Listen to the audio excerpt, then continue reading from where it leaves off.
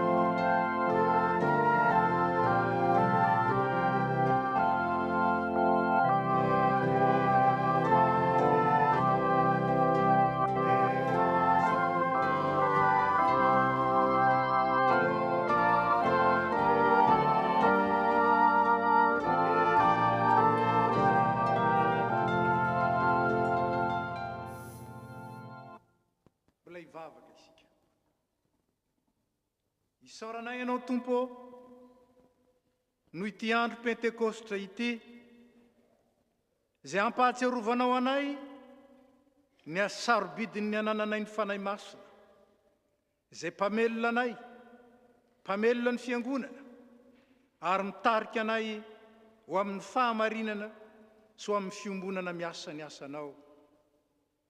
Anio ary ny fiangonana, dia anamariky izany amin'ny alalan'ny fanaovam-batisa sy ny fanokanana ireto katekomenina ireto, ary koa amin'ny alalan'ny fanateram-bokatra sy amin'ny alalan'izao fanompom-pivavahana izao. Ny fanahinao masina izay ankalazainay ene ho eto anivonay sy ao anatinay mba hahatonga izao fankalazana izao ho anitra manompofo nakasitrahanao ary andraisanay fahasoavana be dia be. Dia amin'ny anaran'i Jesosy Kristy Tomponay, lohan'ny fiangonana, ka tompon'izao fivoriana masina izao. Amen. Petraka isika.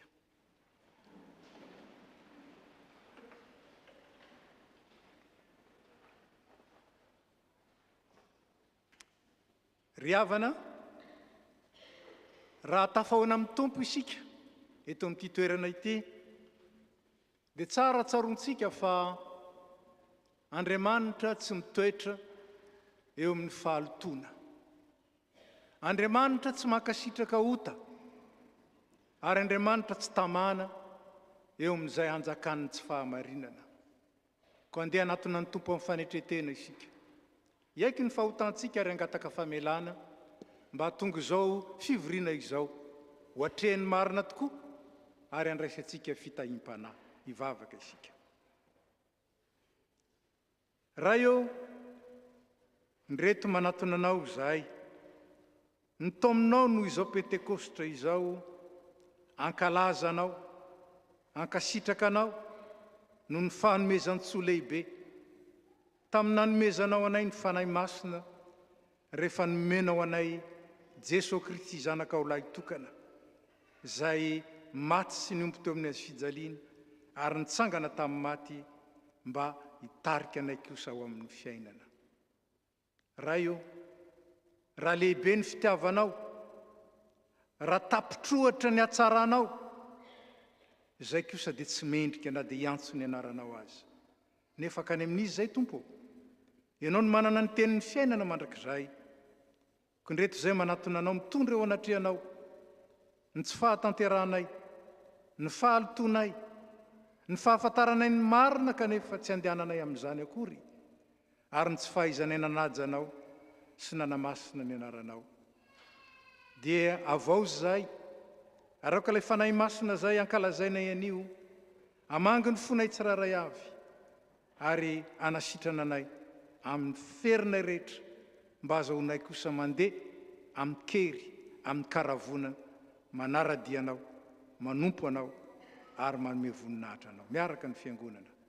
Riranay be famindram-po, mitalao aminao izay mamelany elokay. Diovy izay ho afa-pahotana, sasao izay mba ho afa-keloka, ary avao izy ny fanahinay mba vonoka nompo anao. Ny fitiavan'i Jesosy Kristy zanaka ao mpamonjy anay no angatahanay aminao. Amen.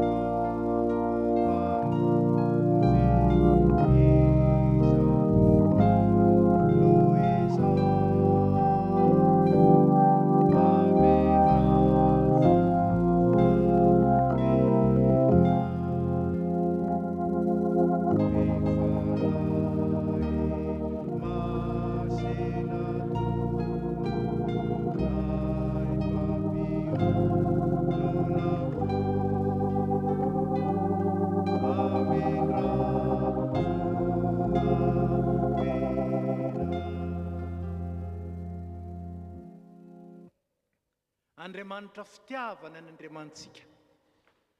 Fitiavana mandrakizay ny tiavako anao izy. Zany nampaharetako famindram-po anao. Ko Andriamanitra be famindram-po koa n'Andriamantsika. Ka ho anao izay mibebaka marina, raiso amin'ny fahatokina, ny teny ampaherezan'ny Tompo anao sy anambarany aminao fifanavelan'ny ny elokao. Mitsangana isika. Hoy ny Tompo aminao, aza matahotra ianao fa efa nanavotra anao aho, efa niantso ny anaranao aho, ay ianao. Zaho dia izaho ihany ny Tompo, ary tsy misy mpamonjy afa-tsy zaho. Zaho efa nilaza sy namonjy ary nanambara, ary tsy nisy hafa tao aminareo. Ka dia ianareo no vavolombeloko ny Tompo, ary zaho Andriamanitrareo. Ko dia ambara fa voavelany elokareo noho ny anaran'ny masina. Alleluia, midy eran'ny Tompo. Amen.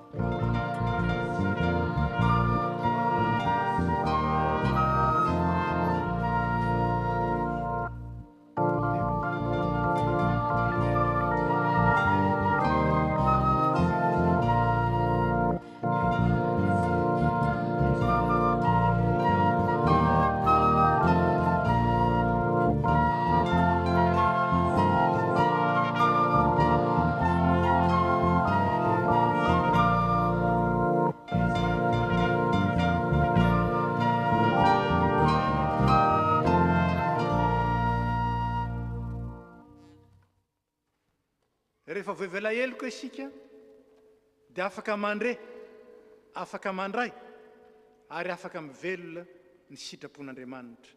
Izao ny sitrapon'Andriamanitra ho antsika indray amin'ity andro pentekostra ity.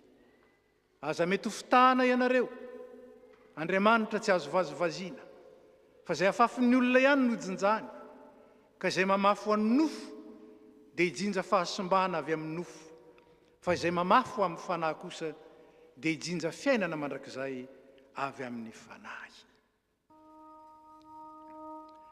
Voninahitra ny amin'ny avo indrindra, o an'Andriamanitra.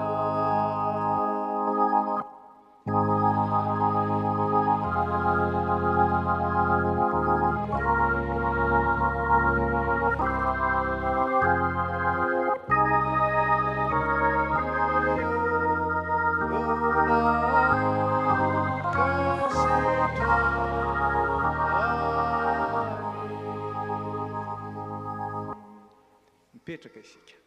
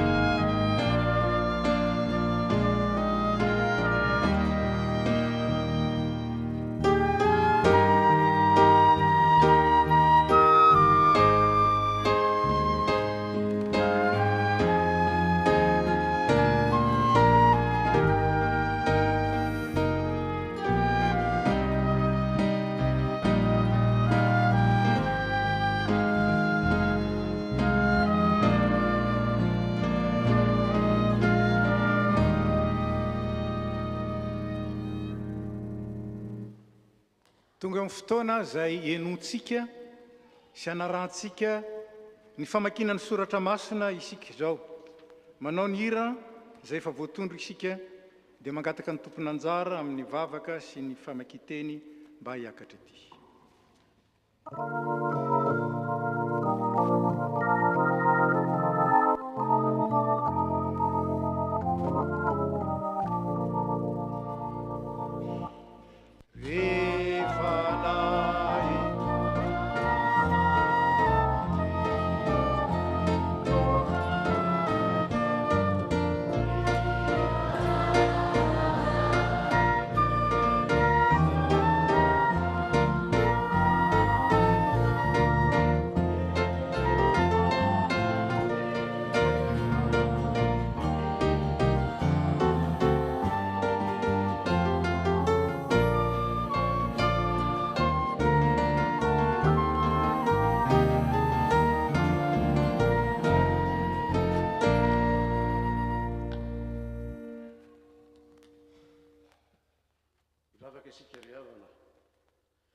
Sotranao zahay Andriamanitra ray zanaka fanahy masina, raha mbola menao fotoana azahoanay mbola mandre ny teninao. Sotranao zahay fa voadika amin'ny teny razanay ny teny ary afaka mamaky izany ankahalalahana izahay. Irahoara ny fanahy masinao anokatra ny fonay sy ny sofinay, azonay mandray ary mahatakatra izay tianao ambara aminay amin'izao fotoana atsiarovanay natomizanao ny fanahy masina izao. Dia mitenena Tompo araka ny fombanao fa mihaino izay mpanomponao. Amen. Atompontsika amin'ny asan'ny apôstôly toko 2 asan'ny apôstoly toko faharoa manomboka amin'ny andininy voalohany ka hatramin'ny andininy faharaiky ambin'ny folo ny vakiteny. Asan'ny apôstoly toko faharoa manomboka amin'ny andininy voalohany ka hatramin'ny faharaiky ambin'ny folo. Amin'ny anaran'ny Tompo, no tonga ny andro Pentekosta dia tafangana teo amin'ny io efitrano io ihany ny mpino rehetra. Ary nisy feo avy tany an-danitra tonga tampoka tahaka ny rivo mahery ny fofofofo ka nanendrika ny trano nitoerany. Ary nisy lehilahy maro mitarihana-afo niseho tamin'ny mpivory ka ny zarazara nipetraka teny ambonin'ny tsirairay avy. Dia feno fanahy masina avokoa izy rehetra ary niteny fiteny samihafa araka izay nampitenany ny fanahy azy avy. Tamin'izay dia nisy jiosy mpivavaka tsara, zanakam-pielezana avy tamin'ny firenena samihafa ambanin'ny lanitra tafatoetra tao Jerosalema. Vao nanomboka ilay feo dia nirohatra nanatona ny be sy ny maro sady sanganena fatratra satria nandre ny mpino nampiasa ny fiteny manokana mahazatra azy mpiaino tsirairay avy. Dalanjona sy gaga izy rehetra sady vaky vava hoe fa tsy avy any Galilea avokoa ve reto miteny reto? Ka ahoana no andrenesantsika tsirairay avy ny fiteny manokana na be atsika? Misy amintsika avy any Parti, Media, Elama ary misy mponina avy any Mesopotamia, eto Jodea, misy koa avy any Kapadosia, Ponto, Azia, Frigia sy Pamfilia. Ao koa ny avy any amin'ny tany Egypta mba amin'ny any Libia. Ary misy ny mpivahiny avy any Roma, ao ny jiosy ary ao ny hafa firenena manaraka ny fivavahana jiosy. Mbola misy koa ny avy any Kreta sy Arabia, kanefa dia rentsika izy ireo milaza amin'ny fitenitsika avy ny zava-dehibe ataon'Andriamanitra. Amen.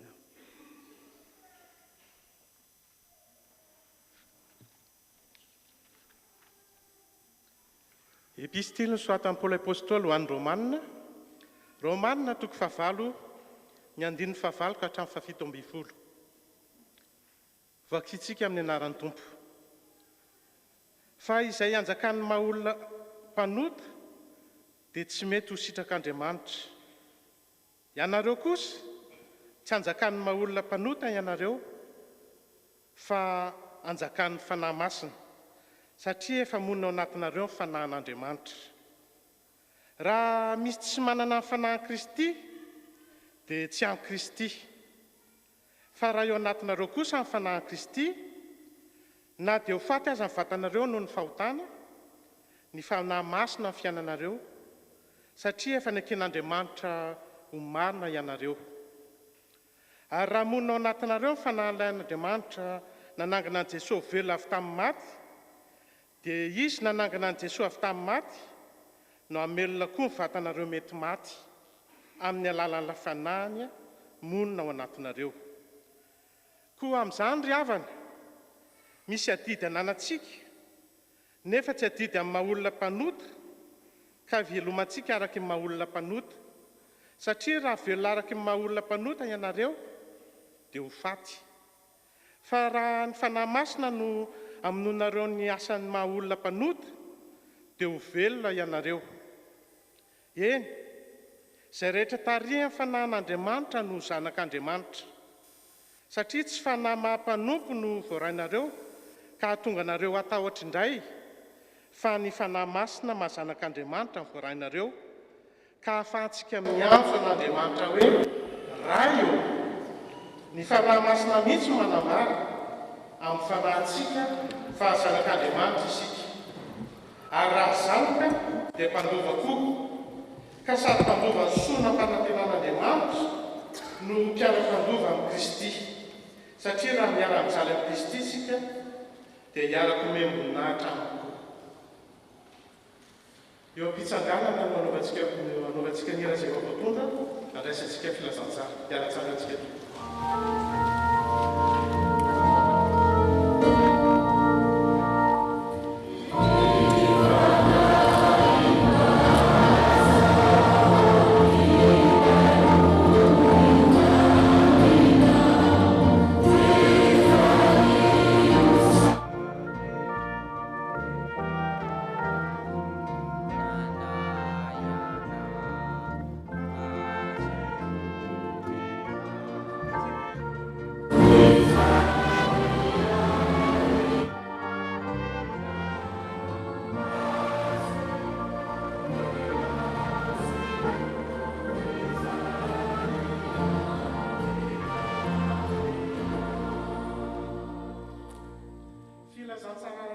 taona toko fahaefatra amby folo ny andiny fa 5 ka hatramin'ny fahaenina amby 20 amin'ny anaran'ny tompo. Raha tsy ahy ianareo dia tandrinareo didiko, izao koa angataka amin'ray. Ary izy no hanome anareo mpampionina hafa mba homba anareo mandrakizay. Izany mpampionina hafa izany dia ny fanahy fahamarinana, izay tsy azon'izao tontolo izao raisina, satria tsy hitany sady tsy fantany. Fa ianareo no mahafantatra azy, satria mitoetra ny ilanareo izy, sady ho ao anatinareo. Tsy hamelanareo kamboty aho, fa hiverina ty aminareo. Raha afaka kelikely dia tsy ahita intsony izao tontolo izao, fa ianareo no ahita, satria velona ary ho velona koa ianareo. Amin'izany andro izany dia ho fantatrareo fa izao dia ao anatin'ny ray, ianareo ato anatiko ary izao anatinareo. Izay mananareo didiko sy mitandrina izay ty ahy, ary izay ty ahy dia ho tahin'ny raiko, ary izao koa ty azy ka iseho aminy. Fa i Jodasy, tsy ilay Iskarioty, nanao tamin'i Jesosy hoe: nahoana ary tompo no aminay ihany no isehonao fa tsy amin'izao tontolo izao koa? Dia novaliany hoe: raha misy olona ty ahy dia tandrina ny teniko izy, ho ty azy ny raiko, ary izao sy ny raiko dia ankao aminy ka honinao. Izay tsy ty ahy dia tsy mitandrina ireo teniko, ary ny teny izay renareo dia tsy avy amiko fa avy amin'ny ray izay naniraka ahy. Voalazako taminareo izany raha mbola mitoetra eto aminareo aho, fa ilay mpananatra dia fanahy masina izay rahany ray noho ny anarako no hampianatra anareo ny zavatra rehetra ary hampatsiaro anareo ny zavatra rehetra izay nolazaiko taminareo. Amen.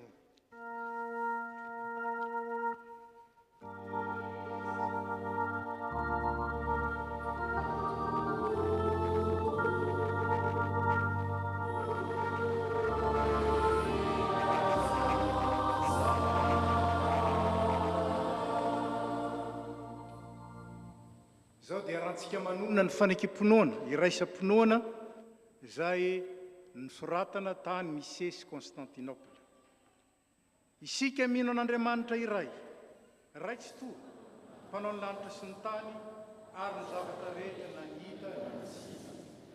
Ary mino Jesosy Kristy tompo iray, zanan'ilay tokan'Andriamanitra, nateraky ny ray taloha amin'izao rehetra izao, ny mazava avy amin'ny mazava, Andriamanitra tokoa avy amin'Andriamanitra, nateraka fa tsy natao, ray amin'ny zavatra rehetra, izy no nazy izao rehetra izao. Noho ny amintsika olombelona sady famonjenantsika, dia nidina avy tany an-danitra izy, ary natao ny fanahy masina nofo avy tamina rivotsiny, dia tonga olona izy. Nomboana tao amin'ny azy fijaliana ho fanavotana antsika, tamin'ny anapahana Pilato izy, nijaly izy ary maty kanalelo. Nitsangana tamin'ny laty tamin'ny andro fahatelo, araka izay voasoratra izy, niakatra ao any an-danitra izy, ary nipetraka ao tamin'ny ankavanana ny ray. Avy any ny ray amin'ny voninahitra, tsara ny velona sy ny maty, ary manak'izay ny fanjakana. Isika mino ny fanahy masina, tompo sady mpanome aina, izay avy amin'ny ray sy ny zanaka, ka hitsaona izy fankalazaina, miavaka amin'ny ray sy ny zanaka. Izy dia miteny amin'ny vava-manahara. Isika mino ny fiangonana iray, miorina fanambaran'ny apôstôly, ary manerana izao tontolo izao. Isika manaiky ny batisa iray famelan-keloka, sady manantena ny fitsanganany maty, ary ny fiainana izay. Amen. Ataontsika mialoha ny hitoriana ny ten'Andriamanitra ny hira voatondro.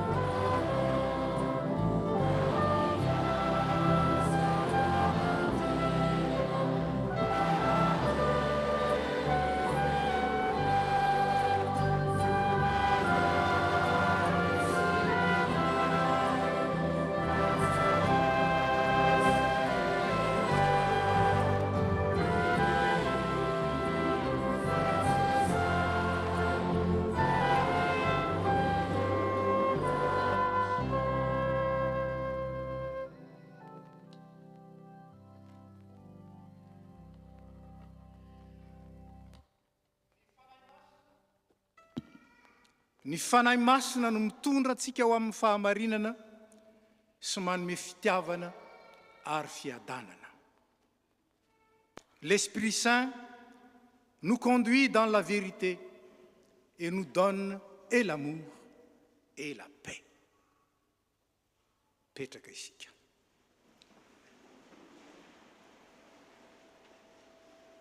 Nandritry ny alahady telo izay dia mikasika ny asan'ny fanahy masina ny notoriana tamintsika. Ary amin'ity fotoana izay anokanana ireto katekomena 12 menada ireto dia izao lohateny izao no entina ho antsika mba hamelobelomana ny finoana ary indrindra hiazonana antsika ho amin'ny firaisana amin'Andriamanitra noho ny fampihavanana nataon'i Kristy ary noho ny fitoeran'ny fanahy masina aty anatintsika. Le Saint-Esprit, troisième personne de la Trinité, qui unit en un Dieu unique, un éternellement, le Père, le Fils et le Saint-Esprit, nous conduit dans la justice de Jésus. Cette justice qui nous a justifiés par grâce et nous donne également l'amour de Dieu et la paix du Christ, celle qui dépasse ce que l'homme peut comprendre. Misy fahamarinana telo zay ho jerentsika amin'ity andro pentekostra ity. Ny voalohany, ny fanahy masina no mitarika atsika amin'ny fahamarinana. Le Saint-Esprit nous conduit dans la vérité. Fahamarinana faharoa, ny fanahy masina no manome antsika ny fitiavan'Andriamanitra. C'est le Saint-Esprit qui nous donne l'amour de Dieu. Ary fahatelo, ny fanahy masina no manolotra atsika ny fiadanan'ny Tompo. Le Saint-Esprit nous donne la paix du Seigneur. Voalohany ary, ny fanahy masina no mitarika antsika ho amin'ny fahamarinana. Inona moa natao hoe fahamarinana? Samy manana zay ataony hoe marina ny olona sy ny sokajim-pahalalana ananan'ny olona. Samy manana zay ataony hoe marina. Ny mpahay siansa dia manana ny fahamarinana isan-karazany avy. Ao ny sciences conceptuelles, dites abstraites, comme la mathématique par exemple, qui a sa vérité, qui consiste à la non-contradiction. Mais à côté de cela, il y a la science physique, qui a sa propre vérité, qui repose sur l'expérimentation et les résultats. Il y a les sciences exactes, ou dites exactes, comme la biologie, la science de la nature, etc., qui ont leur vérité. Il y a les sciences humaines, qui ont chacune leur vérité, des vérités qui changent selon les époques, et des fois même selon les cultures. On peut prendre par exemple la philosophie, où les différentes branches de la philosophie sont différentes. Il y a les idéalistes, les matérialistes, les réalistes, les existentialistes, les humanistes, les matérialistes, les positivistes, les modernes, et encore. Et chacun a sa vérité. Kanenizan marina, qui détient la vérité? Fiteneny amintsika any no hoe samy marina amin'ny aleny e, dia samy mitarika amin'izay tia hitarihana azy any. Ny lainga amin'ny sasany ny marina amin'ny sasany, ny marina amin'ny sasany ny lainga amin'ny sasany. Ireo fahamarinana voalaza ireo anefa na dia samy hafa azy, dia mety mahasoa amin'izao fiainana mandalo zao.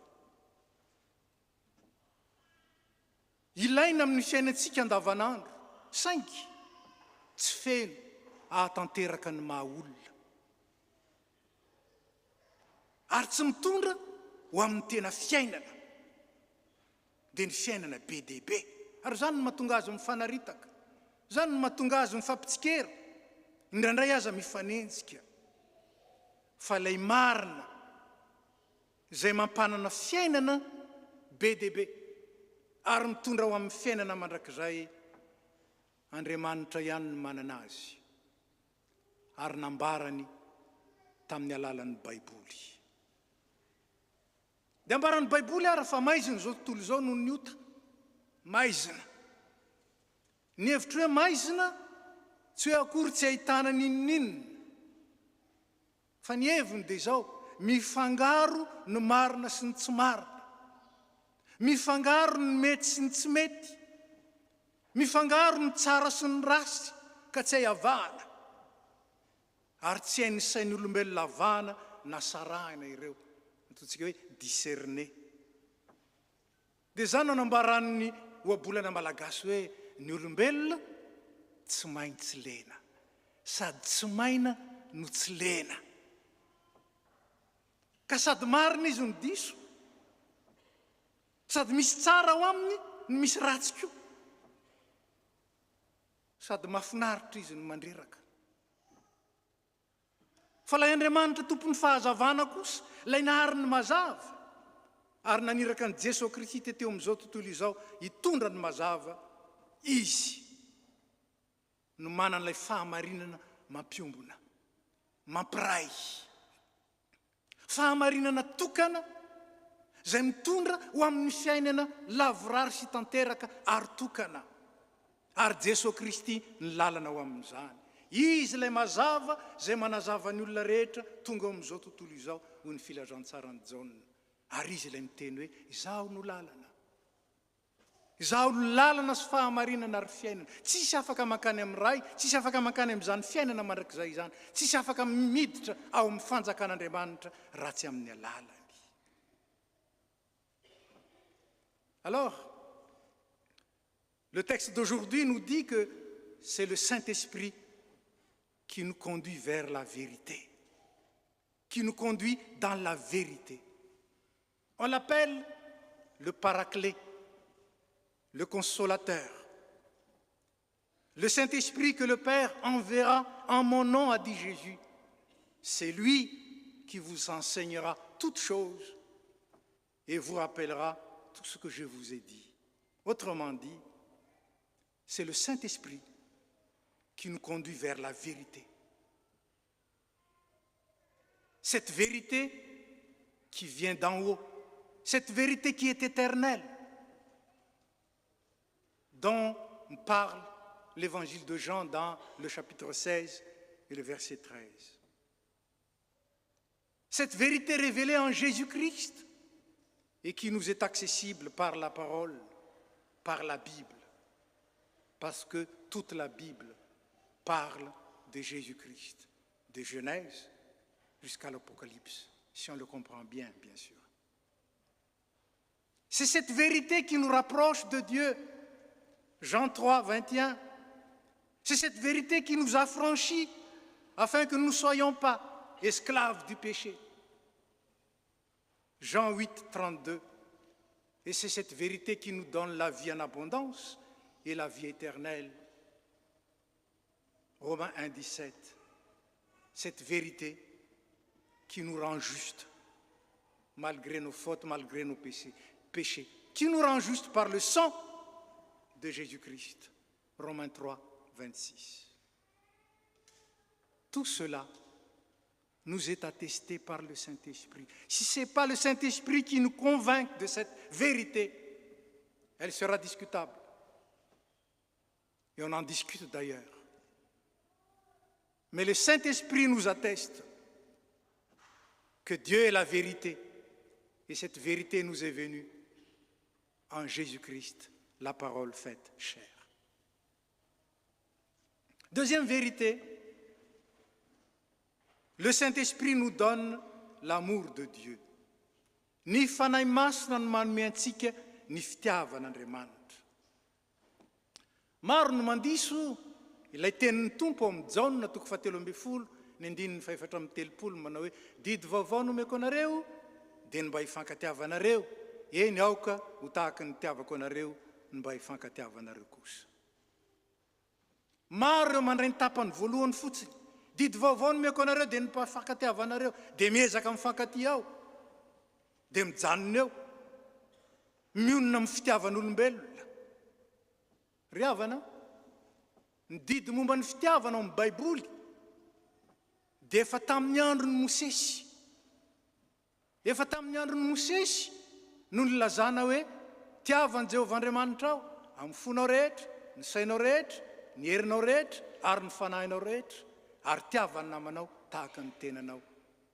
Jesosy Kristy tsy afaka miteny fa didy vaovao zany, didy ely zany. Ho tia an'Andriamanitra ary ho tia ny namana. Zany ny didy ely, fa ilay didy vaovao kosa ahoana? Ahoana ilay didy vaovao? Aoka ho tahaka ny tiavako anareo ny mba hifankatavanareo kosa. Mity amin'ny fitiavan'Andriamanitra. Ny fitiavana ny ry havana dia zavatra azo lazaina hoe iraisana eran'izao tontolo izao, universel ho isika. Iza ny firenena tsy mandala fitiavana? Sika malagasy ara dia mba mihiry zany hoe mifankatiava ihany raha mbola velonaina. Ny maty aza teo maro. Fa ilay didy omen'ny tompo didy vaovao dia nitiavantsika amin'ilay fitiavan'Andriamanitra. Ary ilay fitiavan'Andriamanitra tsy zavatra raisina tahaka izao. Izy Andriamanitra mihitsy no ambara fa fitiavana. Andriamanitra dia fitiavana. Izay manana an'Andriamanitra no toetra amin'ny fitiavany. Mitia amin'ny fitiavan'Andriamanitra. Mitia araka ny fomba an'Andriamanitra. Mitia amin'ilay fitiavana agape, zany ny didy vaovao. Ary ny fanahy masina no manome an'io fitiavana io. Ao na voasoratra amin'ny Romanina 5:5. Ny fanahy masina izay nomena antsika no nentiny nampidina ny fitiavan'Andriamanitra ho ao am-pontsika. Romanina 5:5. Ay zany raha tsy manana ny fanahy masina. Ay zany raha tsy iasan'ny fanahy masina tsy afaka mandray an'io fitiavana io, fa hirahira fotsiny izy avy eo. Hira mahafinaritra. Ary ny mpamorikirana amintsika moa dia milaza raha teo an'izany hoe izy io ange tsy vitan'ny sentiment e. Tsy vitan'ny sentosento e. Ary ny soratra masina aza dia miteny hoe aza ty amin'ny lela isika na miteny fa amin'ny marina ary amin'ny asa. Ainsi donc, l'amour par lequel Dieu veut que nous nous aimions vient de l'Esprit. C'est le Saint-Esprit seul qui éclaire, qui nous donne l'assurance que Dieu dit vrai. La raison s'oppose à ça. L'humanité s'oppose à ça. Les différentes branches de la connaissance humaine ne comprennent pas cela. Mais l'Esprit Saint nous donne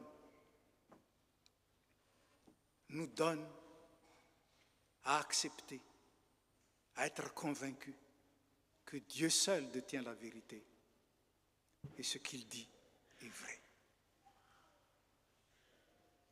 Et ce Saint-Esprit qui nous éclaire, qui nous rappelle les Saintes Écritures, nous aide également à aimer parce qu'il nous a donné son amour.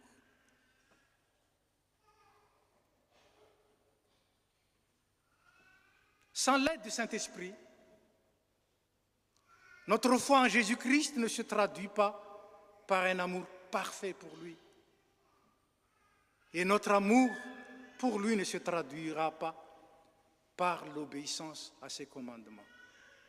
C'est Jésus qui a dit, si vous m'aimez, vous obéissez à mes commandements. Mais si vous n'avez pas l'amour, vous ne pouvez pas aimer.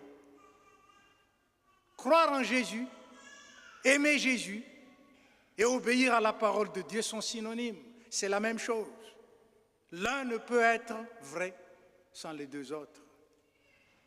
Et puisque Dieu nous a aimés d'un amour infini, sans égal, alors aimons avec cet amour-là, mais pas seulement avec l'amour imparfait de l'homme imparfait. C'est le Saint-Esprit qui nous donne à aimer le Seigneur de tout notre être et aimer nos semblables avec l'amour par lequel il nous a aimés.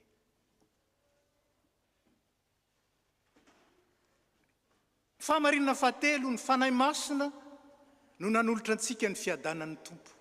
Ny fanahy masina no manome antsika ny fiadanana. Raha vao nitsangana tamin'ny maty Jesosy, dia intelo izy namangy ny mpianatra rehetra any an-trano dia nilaza izy hoe fiadanana ho anareo. Dia hoy izy hoe raiso ny fanahy masin'Andriamanitra. Le Saint-Esprit nous donne la paix du Seigneur. Cette paix fiavanana en malgache aussi. Parce que la paix veut dire fiadanana, mais signifie également lien fraternel fiavanana. Et cette paix abat tous les murs, toutes les barrières qui peuvent séparer les hommes croyants, qui sont différents de par leur culture, de par leur langue, de par leur couleur de peau, de par leur nationalité, de par leur sexe, de leur sensibilité ou de leur goût, etc., etc. Mais le Saint-Esprit les unit pleinement en Jésus-Christ, qui est 100% homme et 100% Dieu. 100% homme, afin que chaque personne qui croit en lui, qui l'aime de tout son cœur et obéissant à sa parole, puisse recevoir une vie en abondance, une vie éternelle, et puisse aimer comme lui il a aimé. Riavana, io fanahy masina io no mitarika atsika ao amin'ny fahamarinan'Andriamanitra, mampity amin'ny fitiavan'Andriamanitra, ary dia manolotra atsika ny fiadanan'i Kristy. Hoy izy ao amin'ny Jaona 4:40, fiadanana no avelako anareo, ny fiadanako nomeko anareo, tsy tahaka ny fanomeny zao tontolo izao ny fanomeko anareo, aza malahelo na matahotra ny fonareo. Rehefa manana ny fiadanan'ny tompo, miala daholo ny tahotra, miala ny aya. Tsy vitsy ange ny olona na dia efa kristianina azy matahotra ny ho faty, matahotra fahafatesana. Efa resy ny fahafatesana ry havana, efa resy. Tsy matahotra izany ny mino, satria fantany ao amin'ny Kristy izy ary tsisy masaraka azy amin'ny Kristy. Velona ao amin'ny Kristy hoy Paoly, maty ao amin'ny Kristy. Ary inona no anjarako? Fiainana mandrakizay. Ny fiadanana ao amin'ny Kristy, izay omeny ny fanahy masina antsika ny manala ny tahotra, manala ny famoizam-po, satria azo antoka ny fitiavan'Andriamanitra. Hanika tsy misy tahotra intsony, manaiky ho tantaniny fanahy masina. Izay ambaran'io Romanina 5:5 io, raha mijery ny teny fototra, ny teny Grika zany, izay somary sarotra amintsika moa zany, fa azo adika tsotra hoe mampitobaka. Ny fanahy masin'Andriamanitra no mampitobaka ny fitiavan'Andriamanitra ao anatintsika, ka sady mampifankatia antsika, mampisokatra ny fontsika ao amin'ny fitiavana ny hafa, no mamikitra antsika amin'ny fitiavan'Andriamanitra, ka sady tsy matahotra isika no ny fitiavany, no afaka mity ny olona rehetra tsy mahatsiaro maty antoka amin'izany. Ary zany fandreseny zany omena antsika, ary ampitoeran'Andriamanitra ao amintsika no ny herin'ny fanahy masina. Manoatra no ny mpandresy isika ao amin'ilay tiantsika. Zany no anambaran'ny Paoly azy. Fa na fahafatesana, na fiainana, na anjely, na ireo fanapahana, na zavatra kehitriny, na zavatra ho avy, na hery, na ny ambony, na ny ambany, ninonina amin'izao zavatra ary rehetra izao, tsisy asaraka antsika amin'ny fitiavan'Andriamanitra izay ao amin'ny Kristy Jesosy tompontsika. Romanina 5:7 ndininy fa fito amin'ny telopolo ka hatramin'ny fahasivy amin'ny telopolo. Inona indray no atahorana? Tsy misy. Ana inona indray? Ko raiso ny fanahy masina ry havana, ary matoky fa ny fahamarinan'Andriamanitra manamarina sy manadio anao maimaim-poana noho ny rano Kristy. Ny fitiavan'Andriamanitra hitiavany ianao ary anomezanao ny fitiavany azahoanao mity amin'ny kahalalahana ary tsy misy fehipetra. Ny fiadanan'Andriamanitra ilay manoatra noho ny fahalalana rehetra hiaro ny fonao tsy hitebiteby ary ny hevitrao tsy hivezivezy. Mahatoky ilay Andriamanitra izay nanome antsika ny fanahy ny masina, ka aza mamono ny fanahy e. Aza mampalahelo ny fanahy masin'Andriamanitra izay nanasiana tompo-kase anareo ilazany hoe zanako ianao. Fa ny fanahy masina no miara-milaza amin'ny fanahintsika fa zanak'Andriamanitra. Ary raha zanaka dia mandova. Vonona nge ny lova ho antsika e. Fa taiza nisy maty mandova. Matoa mandova dia velona. Tsy miantoka lova ihany ny tompo, fa miantoka fahavelomana. Fiainana be dehibe ary fiainana mandrakizay. Aza mamono ny fanahy. Dia hoy namezana azy hoe aoka ho feno ny fanahy dia miala ny ahiahy, miala ny tebiteby, miala ny tahotra. Raisy ny fitahiana miara-mitsangana isika.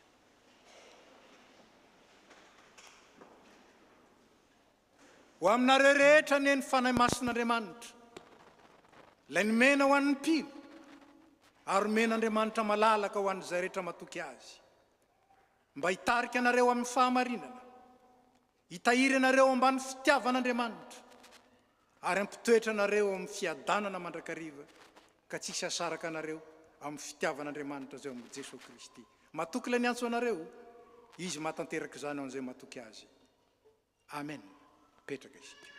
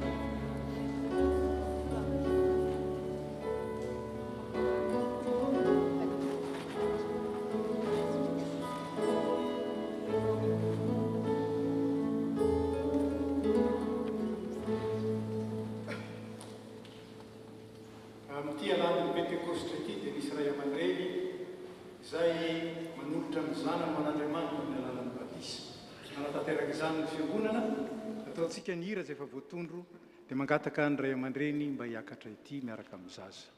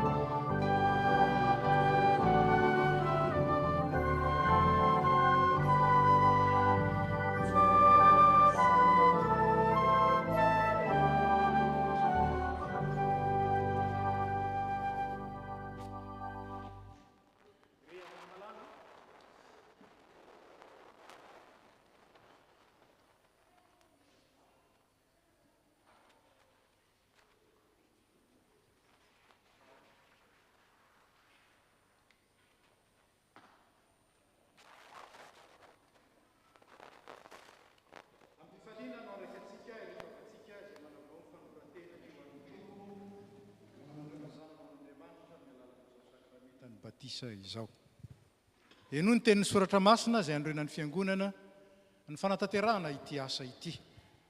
Efa nomenao ny tompo ny fahefana rehetra ny an-danitra sy ety an-tany, ko mandehany ianareo ataovy mpianatra ny firenena rehetra, manao batisa azo amin'ny anaran'ny Ray sy ny Zanaka ary ny Fanahy Masina, sady mampianatra azy hitandrina izay rehetra nanodiko anareo, ary indro izao momba anareo mandrakariva ambara-pahatonga ny fahataperana izao tontolo izao.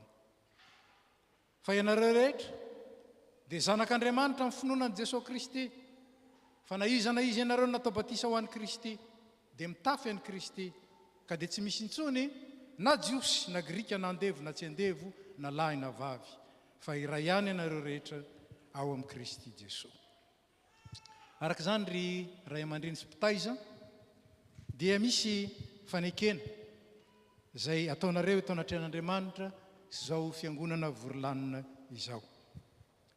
Moa manolotra tokoa ity zaza ity ho an'Andriamanitra raintsika va ianareo. Ekenareo va nijorona amin'ny tenina amin'ny asa ho mpanompon'Andriamanitra mahatoky mba hahatonga anareo fianarana ho an'ity zaza ity eo amin'ny androm-piainanareo rehetra. Ekenareo va ny anatanterahany fiangonana amin'ity zaza ity, ny fitaizana rehetra araka ny soratra masina tokony atao aminy, ka hitombony amin'ny fahalalana izao fahasoavana raisiny izao, ary aneken'ny Jesosy tompo ka andavan'ny asan'ny Satana rehetra. Ekenareo va izany? Vonina ny vavaka ho azy sy ampianatra azy hivavaka, ary ampiditra azy ho mpianatra sekolelady va ianareo? Ekenareo va ny ampianatra azy ny anton'izao fanaovam-batisa izao, ka anao izay ahatonga azy ho mpandray ny fanasan'ny tompo any aoriana? Efa ren'Andriamanitra ny fanekenareo matoky azy, hanampy anareo amin'izao andraikitra masina izay nekenareo izao izy, fa ny heriny dia tanterahana amin'ny fahalemena. Sika fiangonana koriavana dia tompon'andraikitra ao anatrehan'Andriamanitra ny amin'ny olona rehetra na zaza na lehibe izay noraisintsika ho isan'ny fiangonana amin'ny alalan'ny sakramentan'ny batisa, ka ko ary ara-mitsangana isika hivavaka.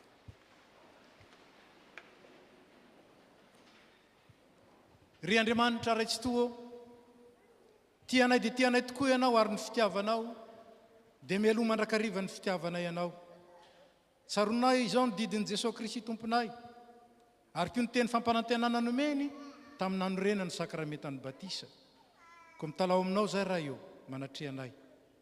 Aoka ny fanahinao masina anome hery ny asa izay tanterahanay eto ampanaovan'izao batisa izao, fa raha an'izay natao hamelombelona ny zavaboary ihany ity, ary natao hanasana ny loton'ny nofo, fa mba ho famantarana kosa ny fanadiovana anay ho amin'ny fiainana vaovao amin'i Kristy izany. Ty zaza ity ane voaray mandrakizay ao amin'ny fanekenao, ka ampitafiano zanakao izy hitompo tsara amin'ny fahalalana anao, ka hitoviendrika aminao no ny asan'ny fananao masina izay mitarika azy ho amin'ny voninahitra ao mandrakariva. Dia aminaran'i Jesosy Kristy zanakao mpamonjy anay, amen. Rakotoarsoa Miran.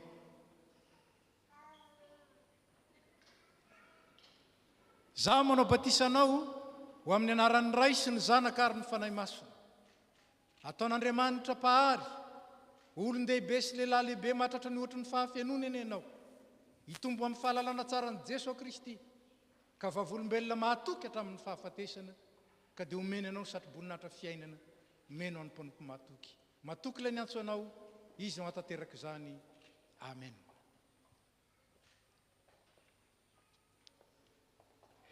Mbola hivavaka isika. Misaotra anao izay ry Tompo fa tanteraka ny faniriany reto ray aman-dreny reto.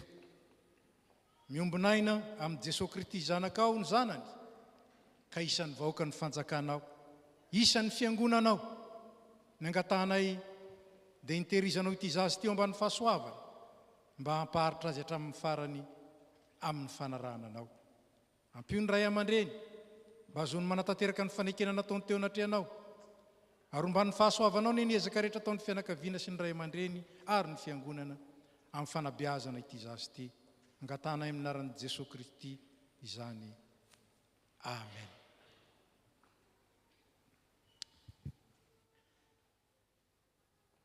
Ry ray aman-dreny, mpitaiza sy mpanabe, entony zaza tezao an'Andriamanitra ary matoki fanampy anareo amin'izao andraikitra masina izao izy. Fa ny heriny dia tanterahana na dia amin'ny fahalemenareo azy. Mahazo mipetraka ny fiangonana, nareo koa dia mahazo mipetraka. Angatana mandroso eto anao sinoa.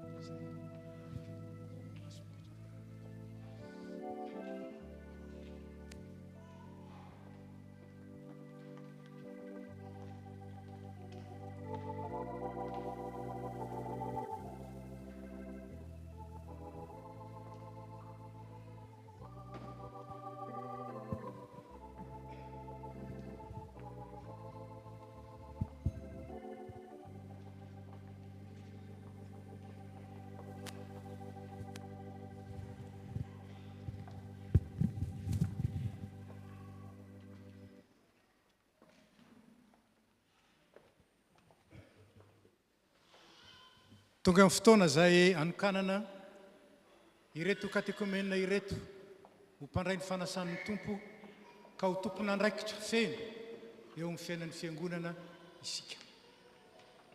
Mangataka anareo mba hitsangana.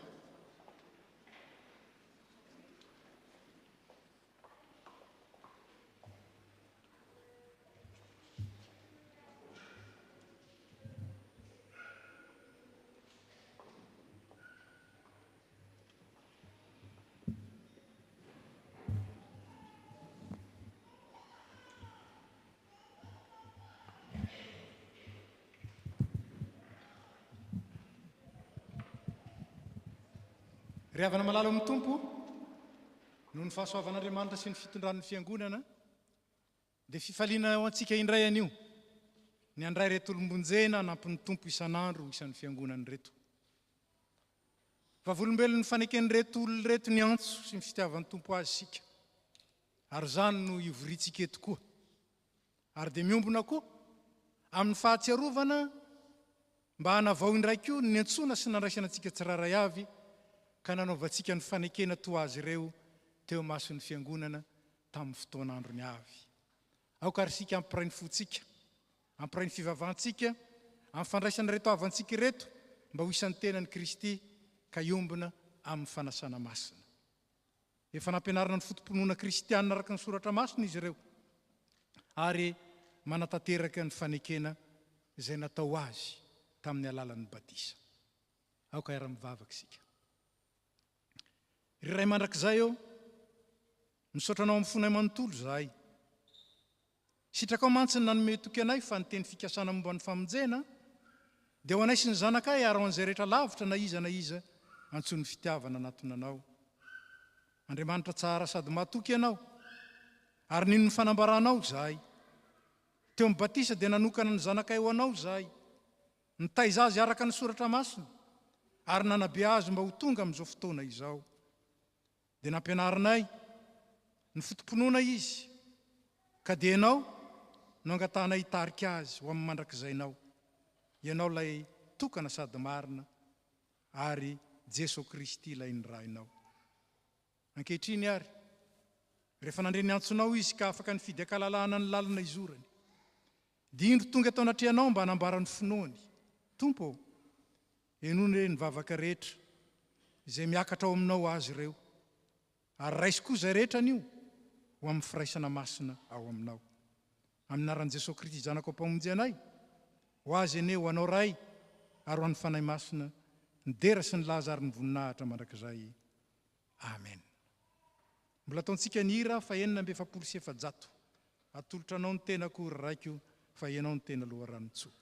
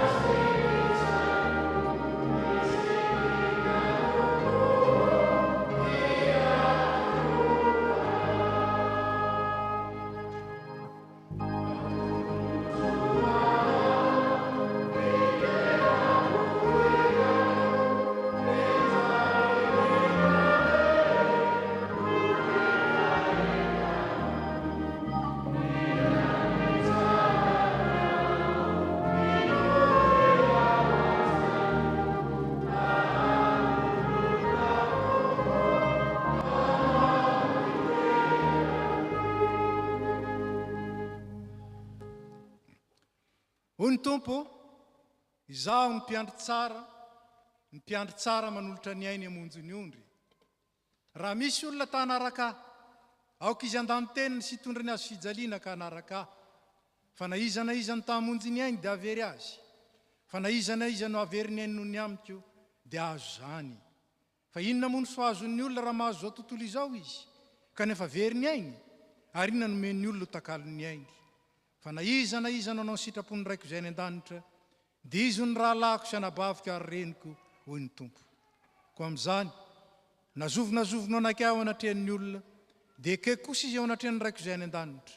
Fa nazovinao andahy eo anatrehan'ny olona, dia ho lavo kosa izy eo anatrehan'ny raiko izay any an-danitra. Arak'izany ary, dia mangataka aminareo zahay, mba hamaly ny fanekena izay ilain'ny fiangonana amin'izay rehetra ho anisany. Ianareo va mino an'Andriamanitra paharentsika sady raintsika any an-danitra, izay tiantsika ka nanome an'i Jesosy Kristy zanan'ilay tokana izay maty sy nitsangana tamin'ny maty ho famonjenantsika. Mino an'i Jesosy Kristy zanany izay manome famelan-keloka sy fiainana mandrakizay ho an'ny mpanota rehetra mibebaka ka manaiky azo tompo sy mpamonjy va ianareo. Moa ianareo va manaiky ho an'ny tenanareo ny faneken'ny batisa izay andraisanareo ny fanomezan'ny fanahy masina, ka izoranareo amin'ny lalan'ny fiainana kristianina ho tian'Andriamanitra, ankatony sitrapony ary atsiaro fa ny vavaka sy ny famakiana ny Baiboly ary ny famonjena ny fampivavahana sy ny fanasana masina, zany no adidy sady tombontsoany mino zany va ianareo. rekatekomenina nampianarina ny fotom-pinoana ianareo ary nazavaina taminareo ny anton'izao fanoloratenanareo zao ary niantoka ao amin'izany ankehitriny a hivavaka ao anareo ny fiangonana ary ianareo kosa hanambaran'ny finoanareo sy anaiky ny tompo sy hanaraka azy amin'ny fatokina sy ny faharetana aoka hitsangana indray ny fiangonana.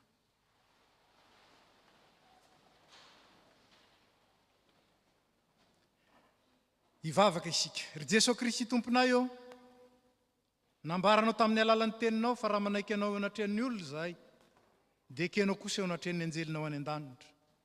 Nindretin'ny olona natsoinao, manambara ny finoany, manolo tena anaraka anao, ka dia raiso ny fanoloratenany ary masino ny fiainany mba haneo ny fahatsaranao rehetra. Azavao ny sainy, aizany mahafantatra ny sitraponao ary manaiky izany, ampioreny ny finoany, aizany mankatoanao amin'ny fifaliana, avao izy ny fiainany ampiseho ny fahatsaranao rehetra. No ny anaranao fototry ny famonjena, Jesosy Kristy tomponay. Amen. Petraka indray isika. Dia aoka ary ianareo androso amin'ny fanambarana pahabe maso ny finoanareo sy ny fanekenareo ny tompo atrehan'izao vavolombelona maro izao.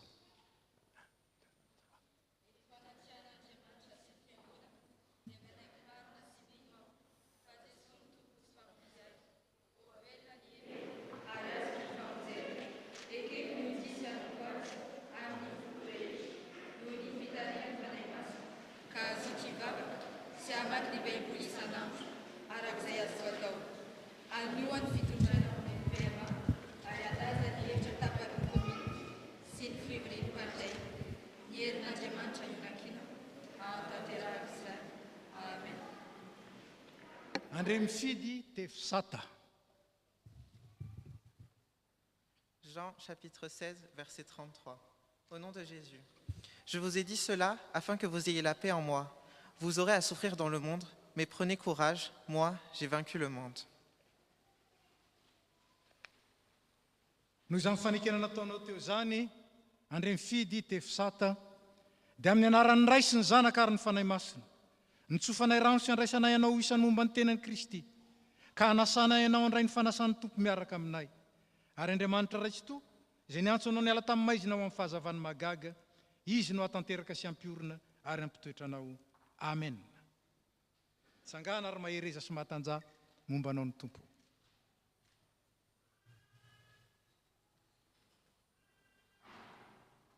Andre milalisoa safidy.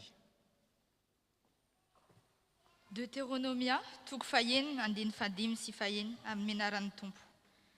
Ary tiavy an' Jehovah Andriamanitrao amin'ny fonao rehetra sy ny fanahinao rehetra ary ny herinao rehetra. Ary aoka ao am-ponao izao tena andidiko anao anio izao. Amen. Noho izany fanekena nataonao teo zany, andre milalisoa safidy, dia amin'ny anaran'ny Ray sy ny Zanaka ary ny fanahy masina, ny tsofanay rano sy andraisanay ianao isan'ny momba ny tenan'i Kristy, ka hanasanay ianao andray ny fanasan'ny tompo miaraka aminay. Ary Andriamanitra raitso izay niantso anao niala tamin'ny maizina ao amin'ny fahazavany magaga, no hatanteraka sy ampiorina ary ampitoetra anao. Amen. Mitsangana ary mahereza sy mahatanja momba anao ny tompo.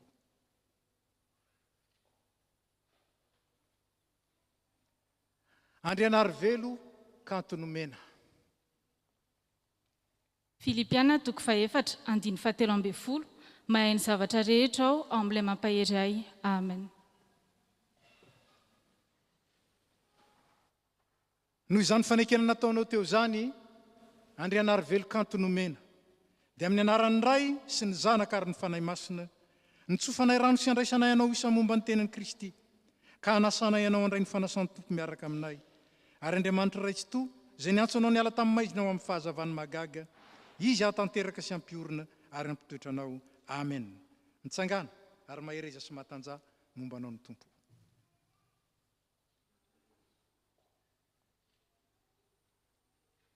Ilon'ny aina ratsarisa iry.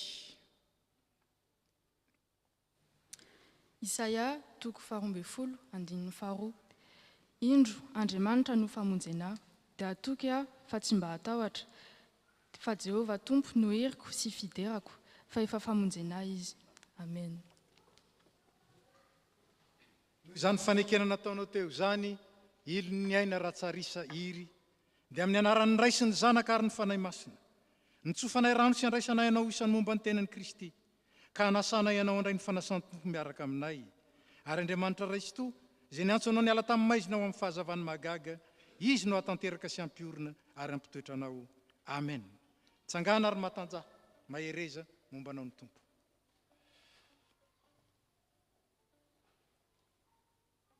Rafalmanana Dylan.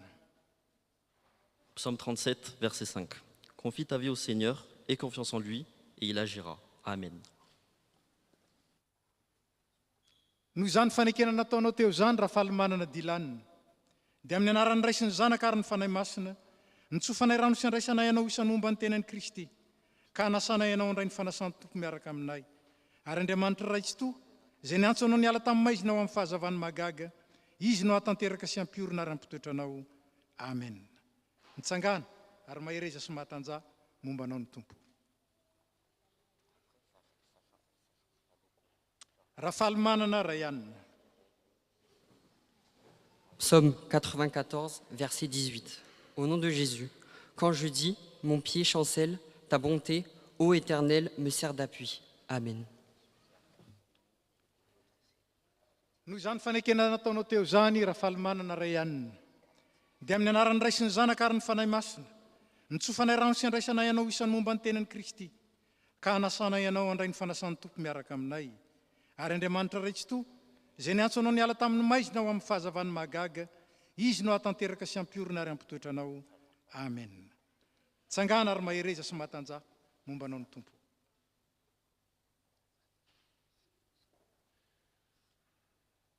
Rakotoarivony Diana. Marka toko faha 12 andiny fahatelo amby roapolo. Lazako aminareo marina tokoa, nazovy no ilaza amin'ity tendrompoitra ity hoe mifindra ka mianjera any an-dranomasina ka sy ihany ao am-pony fa ino afahatonga ny zavatra lazainy dia ho azy izany. Amen. Noho izany fanekena nataonao teo zany Rakotoarivony Diana, dia amin'ny anaran'ny ray sy ny zanaka ary ny fanahy masina, ny tsofanay rano sy andraisanay ianao isan'ny momba ny tenan'i Kristy, ka hanasana ianao andray ny fanasany tompo miaraka aminay.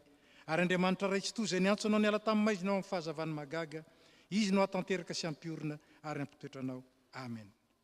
Tsangana mahereza sy matanjah momba anao ny tompo. Rakotoarivony Nirina. Toko fahafolo e dimy faharoapolo. Fa tsy anareo no miteny, fa ny fanahy ny ray anareo no miteny ao anatinareo. Amen. Noho izany fanekena nataonao teo zany Rakotoarivony Nirina, dia amin'ny anaran'ny ray sy ny zanaka ary ny fanahy masina, ny tsofanay rano sy andraisanay ianao isan'ny momba ny tenan'i Kristy, ka hanasanay ianao andray ny fanasany tompo miaraka aminay. Ary Andriamanitra Raitso izay niantso anao niala tamin'ny maizina ao amin'ny fahazavany magaga, izy no hatanteraka sy ampiorina ary ampitoetra anao amen. Tsangana ary mahereza sy matanjah momba anao ny tompo.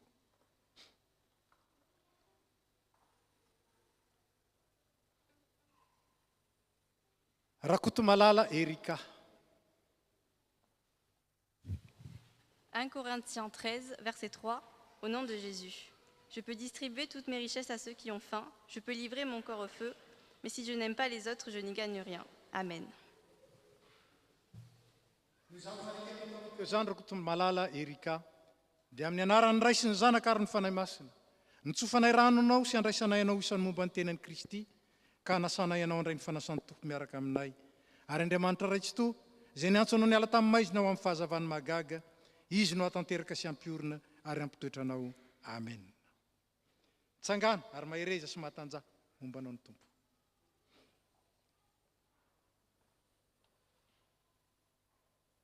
Rakotomalala Lucas. Ésaïe 41, 10. N'aie pas peur, je suis avec toi. Ne regarde pas autour de toi avec inquiétude. Oui, ton Dieu, c'est moi. Je te rends fort, je viens à ton secours et je te protège avec ma main puissante et victorieuse. Amen.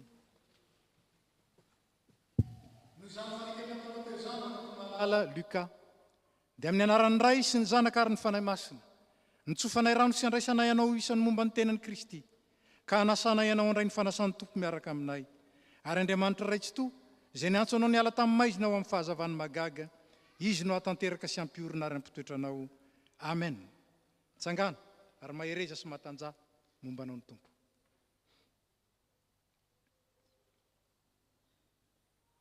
Randriamanantsoa Jade. Romains chapitre 8, versets 38 et 39. En effet, j'ai l'assurance que ni la mort, ni la vie, ni les anges, ni les dominations, ni le présent, ni l'avenir, ni les puissances, ni les hauteurs, ni les profondeurs, ni aucune autre créature ne pourra nous séparer de l'amour de Dieu manifesté en Jésus-Christ notre Seigneur. Amen.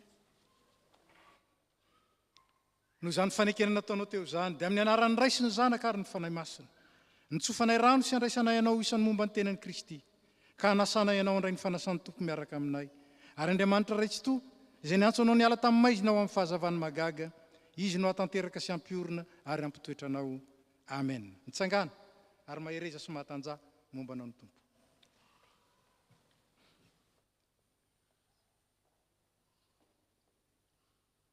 Randriambinitsoa Antsaniavo. Salam toko fito amby telopolo andimy fahadimy amin'ny anaran'Andriamanitra. Akino amin'i Jehovah ny lalanao ary matokia azy fa ataony tanteraka. Amen. Noho izany fanekena nataonao teo zany, Randriambinitsoa Antsaniavo, dia amin'ny anaran'ny Ray sy ny Zanaka ary ny fanahy masina, ny tsofanay rano sy andraisanay ianao isan'ny momba ny tenan'i Kristy, ka hanasana ianao andray ny fanasan'ny tompo miaraka aminay. Ary Andriamanitra raitsy to, izay ny antso anao niala tamin'ny maizina ao amin'ny fahazavany magaga, izy no hatanteraka sy ampiorina ary ampitoetranao. Amen. Mitsangana ary mahereza sy matanja momba anao ny tompo.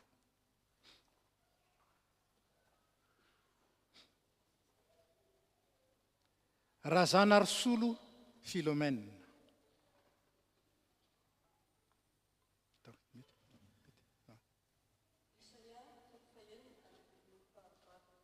Ary nandreny feon'ny tompo aho nanao hoe iza no irahako ary iza no andeha ho hira kay, dia hoy aho hoe inty aho iraho aho.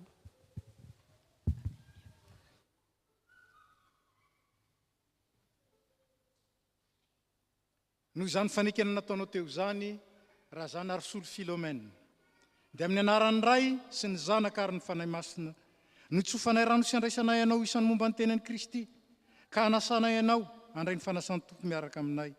Ary Andriamanitra raitsy to, izay ny antso anao niala tamin'ny maizina ao amin'ny fahazavany magaga, izy no hatanteraka sy ampiorina ary ampitoetranao. Amen. Mitsangana ary mahereza sy matanja momba anao ny tompo.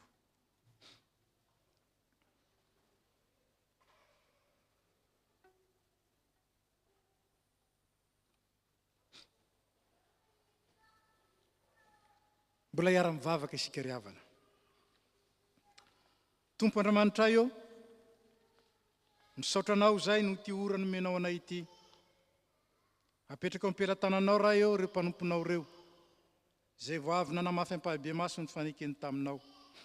Ianao zay niantso azy, ary nivaliny ny antsonao, taio ny fanapaha-keviny, mba hitoetra amin'ny fatokinanao, ary meo azy ny hery aretany amin'izany no ny hery ny fanahinao masina. Ataovy marina ny fibebahany tompo, ataovy matanjaka ny finoany, ataovy tsy azozongozonina ny fanantenany, ary ataovy mahery ny fitiavany, ary aoky fikitra mafy amin'ny marina zay mahavonjy izy, ka ny fananao masina no hitarika azy ho amin'izany mandrakariva. Dia omeo anay rehetra ko tompo, no androso hatrany eo amin'ny fiainana kristianina, mibanjina ny fanjakanao mandrakizay, zay fanampanantenainao an'ny mino. Eno zay, ray ny famindrampo, fa amin'ny anaran'i Jesosy Kristy zanakao mahalalanao mpamonjy anay, no entinay manonona zany vavaka zany aminao. Amen. Ry mpandray fanasan'ny tompo vaovao, mahereza ao amin'ny tompo sy amin'ny herin'ny faherezany, dia mandehana amin'ny fifalian'ny tomponareo. Amen. Ity promotion ty zany, dia nifidy ny anarana hoe fanekena. Promotion fanekena. Dia mitehaka sika mandray azy reo.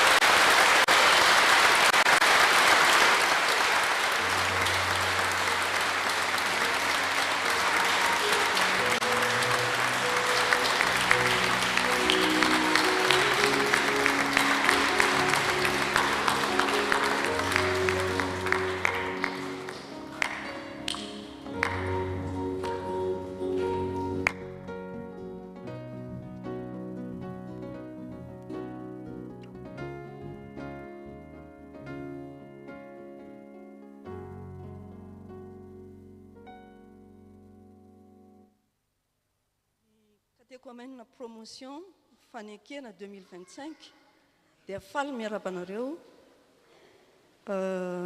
amin'ny anaran'ny tompo. Tsy hainay aloha voalohany indrindra ny tsy hisaotra an'Andriamanitra natanteraka izao fotoan-dehibe izao ary nombanay nandritra ny fotoana fampianarana koa izany. Manaraka izany dia misaotra ny fiangonana, ny birao, ny komity ny tamin'ny fikarakarana sy nahatotosan'izao fotoana izao. Isaorana koa ny birao, ny azafady. Isaorana koa ny fianakaviana sy ireo izay rehetra tonga manotrina ary ny tsy adino ny koral izay nanampy sy ny trotram-bavaka ho anay. Isaorana manokana ny mpitandrina Elize Andriamiandra, ny fofohy volo sy nafofotoana nampianatra anay.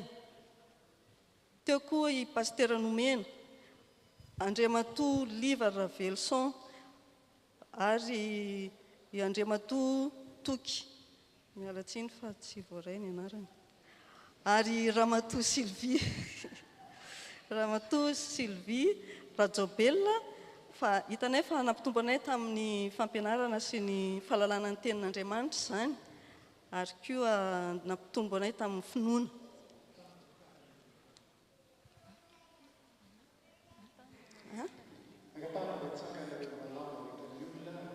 Tsy eo moa zany Sylvie Rajobelona fa izy amin'ny rahalahy kosa eto izay namaky teny teo moa zany anisan'ireo izay niankadre ny katekomena na mpiaradiany zany.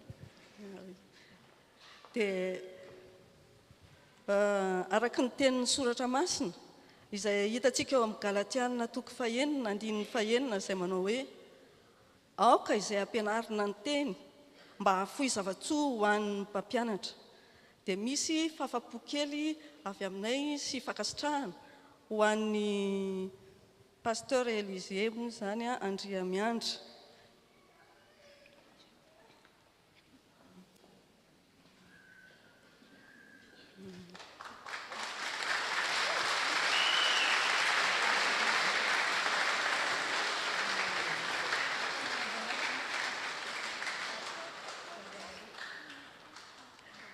Dia misy koa valopy ho an'ny vinam-piangonana.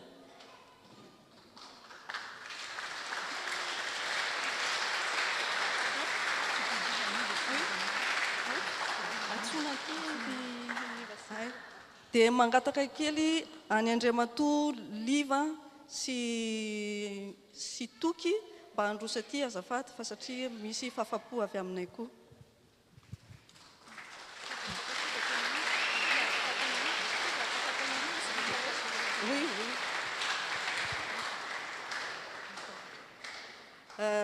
Misy fanomezana kely fahafapo avy aminay zany ho an'ny Andriamatoa sy Ramatoa isany. Ny anankiroa moa zany tsy ao fa i Pasteur Nomena dia i Liva Ravelson ary Ramatoa Sylvie Rajobelona ary Toky. Dia misaotra anareo nanomana anay sy nampianatra anay ny tenin'ny soratra masina nandritra ny fotoana iny sady ny supporter anay kely. Dia ny dera sy ny laza ary voninahitra ny ho an'Andriamanitra irery ihany.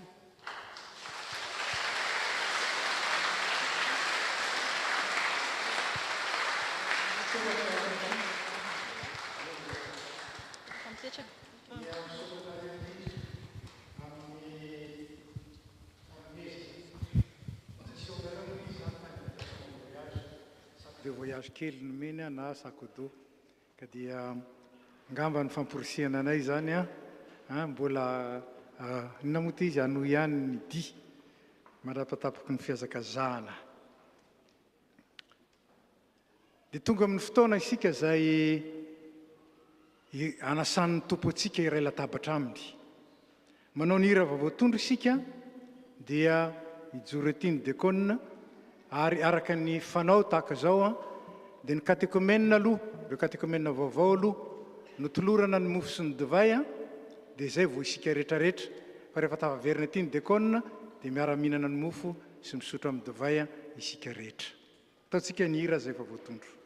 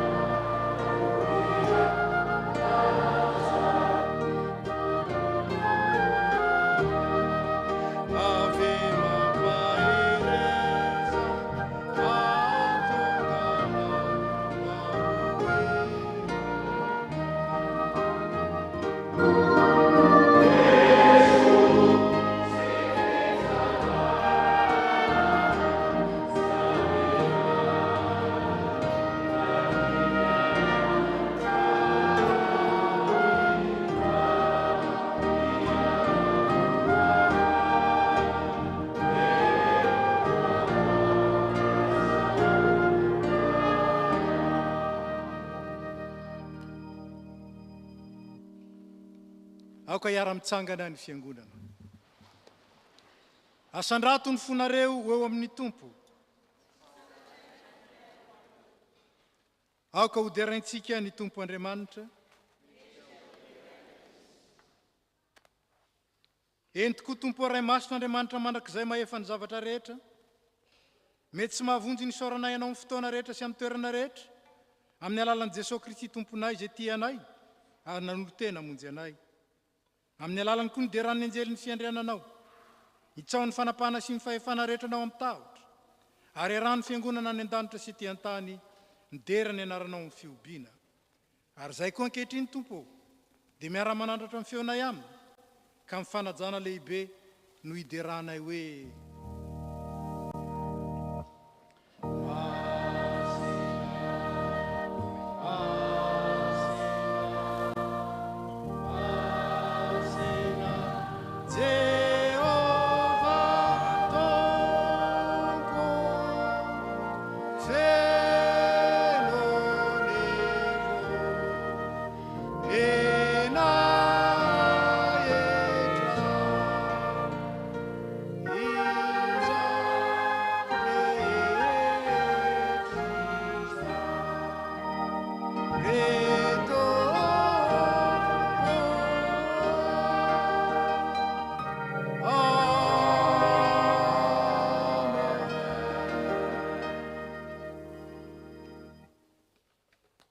petraka ny fiangonana.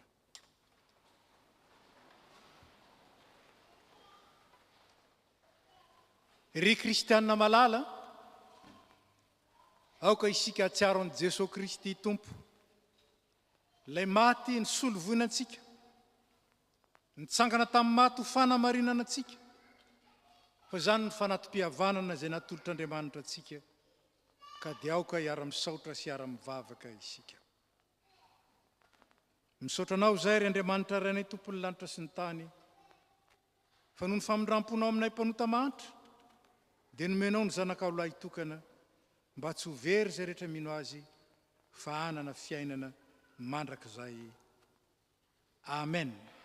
Ataontsika ny hira fahenina 700 ny 1 voalohany sy 2 ary 7.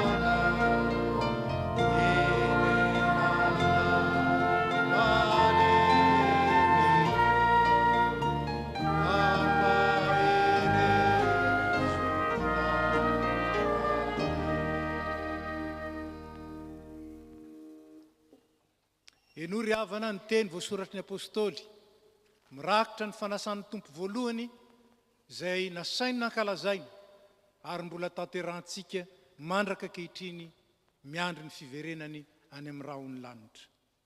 Fa Jesosy Kristy tompontsika tamin'ny alinizy namadiana azy dia nandray mofo ary rehefa nisaotra izy dia novakiny ka hoy izy, raiso ity ny tenako izay omena ao anareo, izao no atao fahatsiarovana. Ary toy izany koa ny kapoaka rehefa nihinana dia hoy izy, nisotroa amin'ity ianareo rehetra, fa ity no rako dia na mifanekena vaovao izay alatsaka ho an'ny rehetra ho famelan-keloka. Ko na ovinana misotro ianareo dia izao no ataovy ho fahatsiarovana. Araka izany dia misaorany ray izay nampamendrika antsika hanana anjara amin'ny lovan'ny olona masina eo amin'ny mazava. Manao ny hira 17 amby 100 isika ny 9-7.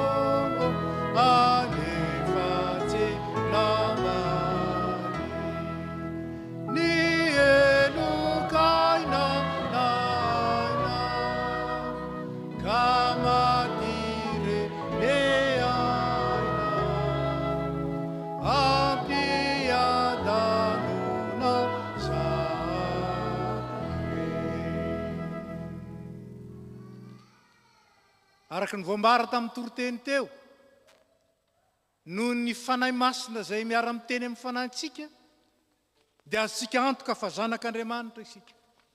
Ary raha zanak'Andriamanitra isika, dia afaka miombona manambara ilay vavaka nampianarin'i Kristy ny zanak'Andriamanitra rehetra. Rainay ô izay any an-danitra, ho masinina ane ny anaranao, ho tonga ane ny fanjakanao, atao ane ny sitraponao ety an-tany ho tahaka ny any an-danitra. Meonay n'io izay anasaza ao anay, ary mamela ny elokay tahaka ny namelanay izay meloka taminay. Ary aza mitondranay ho amin'ny fakapanahy, fa manafanay amin'ny ratsy, fa anao ny fanjakana sy ny hery ary ny voninahitra mandrakizay. Amen. Akoa hitsangana ny fiangonana. Ny mofo izay vakitsika dia firaisana amin'ny tenan'i Jesosy Kristy tompontsika. Ny kapoaka misaorana izay isaorantsika dia firaisana amin'ny rano Jesosy Kristy tompontsika. Hoy ny tompo, andeha, efa voavoatra avokoa izao ny zavatra rehetra.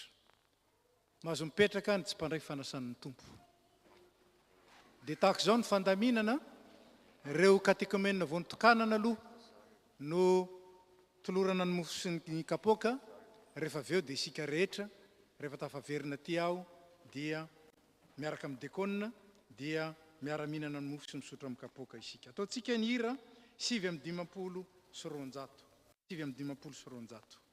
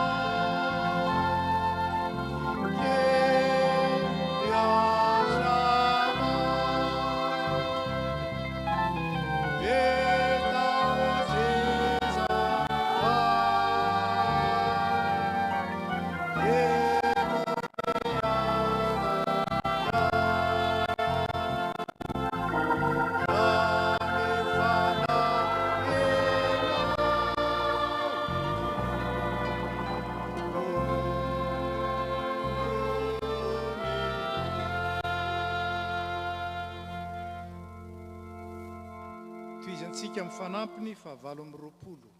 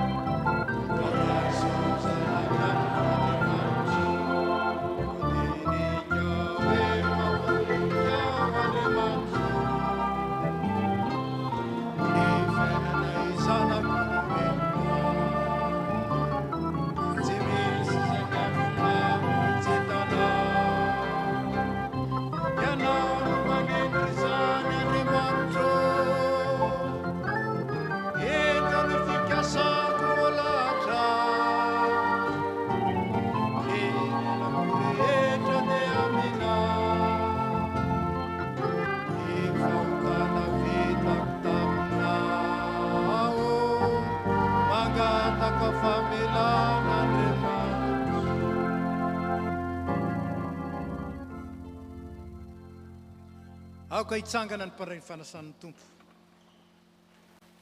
ho Jesosy Kristy raiso ity ny tenako izao no ataovy ho fahatsiarovana.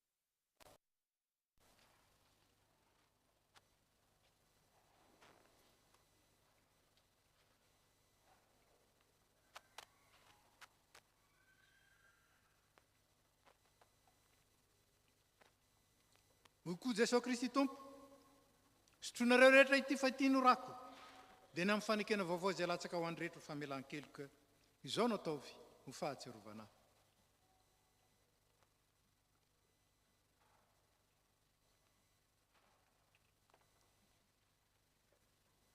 Jesosy Kristy tompontsika izay vomby tamin'ny hazo fijaliana ka nitsangana tamin'ny maty nefa nanomenareo ny tenany sy ny rany. Izy ene ampahery sy aro anareo amin'izany amin'ny finoana marina ho fiainana mandrakizay dia ho aminareo mandrakarivany ny fiadanana. manao ny hira fa 900 sika ho fisaorana.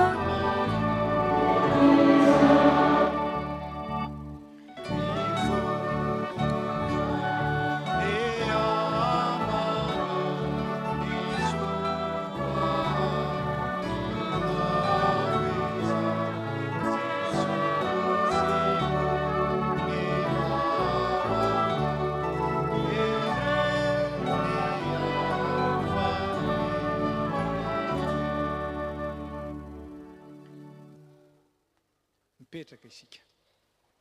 Araka ny fanao dia misy sac ery amin'ny lalatsara ery ametrahantsika ny kapoaka rehefa miala eto.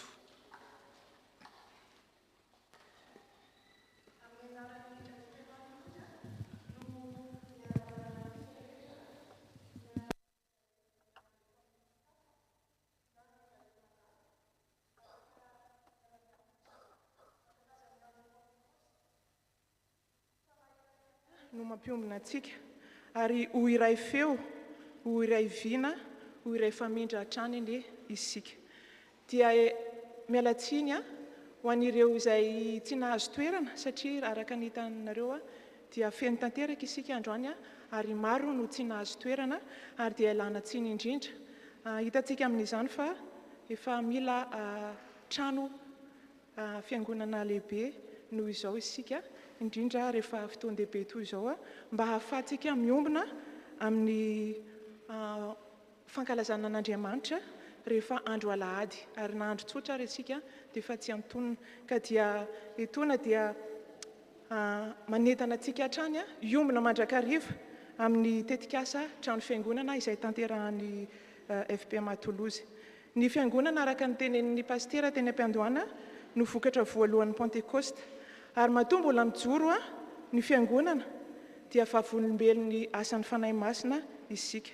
Koa toloro mandrakariva ary havana ny tenantsika ho an'ny tompo ary velao ny fanahy masina hiasa ka afaka hanohy ny asan'Andriamanitra ataony fiangonana ety an-tany isika mandra-piavin'ny tompo. Je me permets de m'exprimer en français comme ça, tout le monde comprend.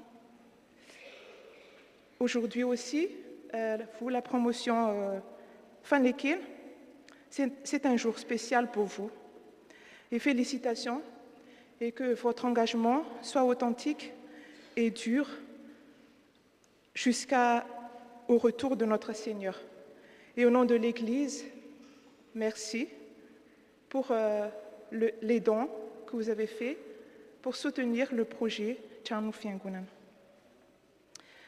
La confirmation est une des étapes dans votre cheminement avec le Seigneur. Puisse Dieu vous garder et vous bénir. L'Église est là pour vous accompagner. Et n'hésitez pas à rejoindre les différentes sections et commissions mises en place au sein de l'Église où vous pourrez exprimer vos talents. Et pour nous tous, la Pentecôte aussi est un moment où nous, les communions, nous nous souvenons de notre consécration et l'engagement que nous avons prononcé ce jour-là. Nous avons répondu à l'appel du Seigneur et nous sommes disposés à le servir et à nous donner de nous-mêmes au Seigneur sans attendre de récompense en retour, car Jésus a déjà tout fait et tout donné pour nous sur la croix. Ce don de soi, c'est tout notre être qu'il faut donner, tout notre talent, notre temps et tout ce que nous possédons pour servir notre Seigneur. Donc, toute communion participe aussi activement à la finance de l'Église de par le hadid ou cotisation mensuelle. Dans certains tafous, ils disent don de grâce. Et c'est pourquoi la participation active de tous les communiants est la garantie du progrès de l'œuvre de l'Église pour manifester la gloire du Seigneur. Aujourd'hui, au nom du comité paroissial, nous vous encourageons à y participer. Pour information, pour ceux qui ne savent pas encore, pour les adultes, c'est 15 € par mois. Pour les étudiants et retraités, c'est 10 € par mois. C'est vraiment symbolique par rapport à ce que Dieu nous donne. Et pour vous donner aussi une petite statistique, 63% des communions seulement participent à cette cotisation, alors que nous avons besoin, l'Église a besoin de budget pour faire fonctionner toutes les œuvres. Donc on fait appel à tous les communions et à honorer notre engagement lors de notre consécration. Et Dieu peut vous combler de toutes sortes de grâces afin que, possédant toujours en toutes choses de quoi satisfaire à tous vos besoins, vous ayez encore en abondance pour toute bonne œuvre.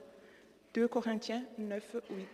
Amarana anazy tompoko dia ny fanahy masina izay efa niseho tamin'ny apôstôly tamin'ny andron'ny fiangonana voalohany izay nampiteny azy ireo tamin'ny teny maro samihafa fa zavatra tokana ihany no teneniny dia ny asa lehibe nataon'Andriamanitra. Dia na samihafa ary isika manana talenta samihafa, manana hery samihafa, dia ny fanahy masina ny hanome hery atsika, hampiray atsika ahafahantsika fiangonana manambara avo ny asa lehibe izay ataon'Andriamanitra. Amen.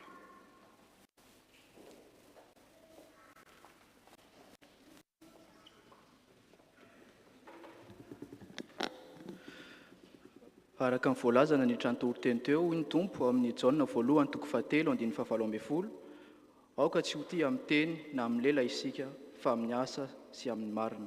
Ny komity sy mpitandrina dia efaly miara-batsika rehetra amin'ny anaran'i Jesosy Kristy, lohan'ny fiangonana sy tompony asa. Toy izao indray ny vaovao izay voaray eto am-pilatanana ry havana, vaovao nasionaly, afatra pentekostra, fanahy ny fanavaozana sy ny fampiraisana. Nahazo afatra pentekostra avy amin'ny filoha sinodaly, pasteur Asety Rasolondraibe isika, ary alefa amin'ny alalan'ny serasera ny taratasy voaray afahantsika mamaky izany. Vaovao eto amin'ny faritany, afatra pentekostra, nahazo afatra pentekostra avy amin'ny mpitandro ny faritany, pasteur Charles Akotonamanana sy ny filohan'ny faritany Delmote Nadia isika, ary ho alefa amin'ny alalan'ny serasera ihany koa ny taratasy voaray afahantsika mamaky izany. Vaovao eto amin'ny tafo, isan-taona STA Tily.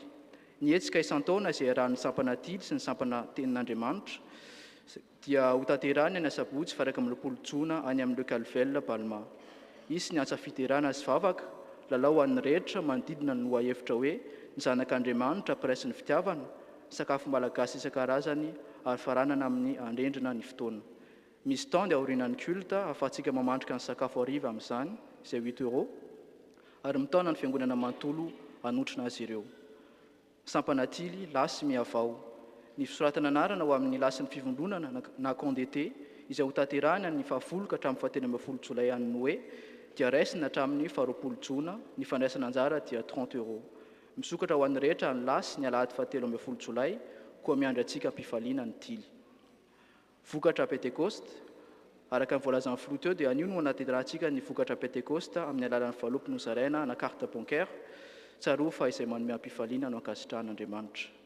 Vondronasa serasera, ny fandarana vontsinapy, ny radio Antso Filazantsara, izay miompana amin'ny Pentekosta 15 dia efa nivoaka ao amin'ny Facebook sy ny site FP Matoloza ary manasa antsika ampitiavana iain'ny finaritra.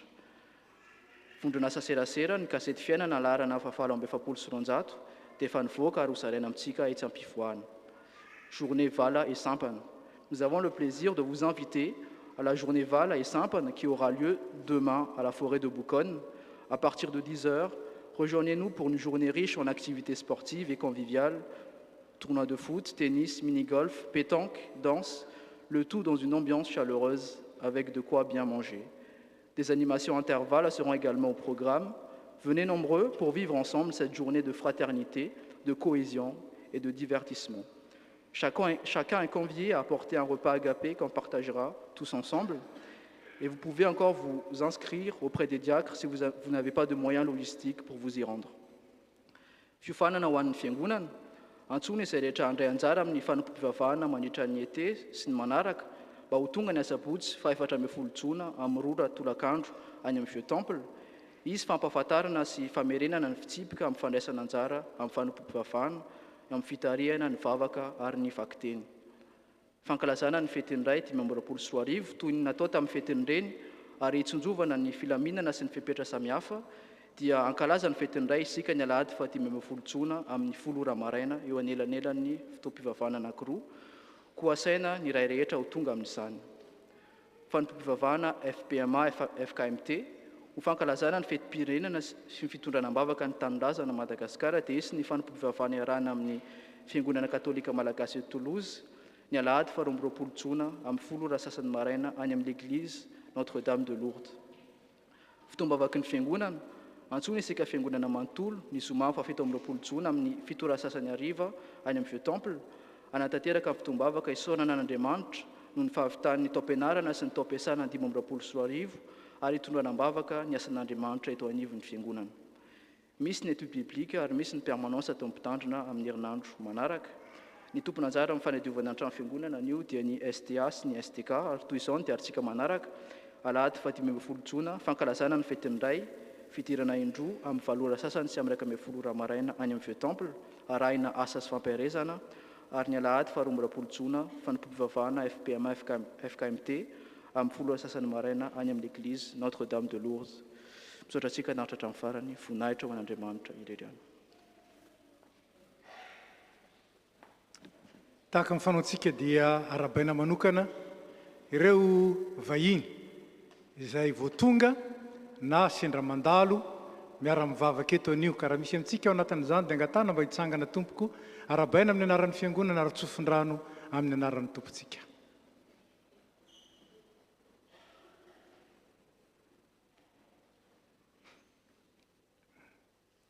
Dia faly zay mandray anareo aza atao hoe mibikabika akory raha mitodika any aminareo ny loha fa te-hiteny aminareo hoe arahaba tonga soa ary dia misaotra indrindra anareo tsy ny hafahafa miaraka aminay indrindra moa misy an'izao fanokanana izao ka dia hoy ny tenin'Andriamanitra hoe mifandraisa ianareo tahaka nandraisan'ny Kristy anareo koa voninahitr'Andriamanitra ka dia faly tokoa ary amin'ny anaran'ny tompo no andraisanay anareo ary koa tsofandrano anareo. Je vais m'exprimer en français parce qu'il y en a qui ne comprennent pas le malgache, j'en suis sûr. Donc, soyez les bienvenus et merci d'être venus célébrer ce culte avec nous aujourd'hui. Et nous voulons vous bénir au nom de notre Seigneur Jésus-Christ, celui qui nous a conduits ici, qu'il vous conduise partout, qu'il vous protège de tout mal et qu'il réalise pour vous tout ce qui est bien, pour sa gloire et pour notre joie. Et rassurez-vous, à chaque fois que vous passez ici, il y a une place pour vous au sein de la FPMA Toulouse. Et merci encore. Vous pouvez vous asseoir.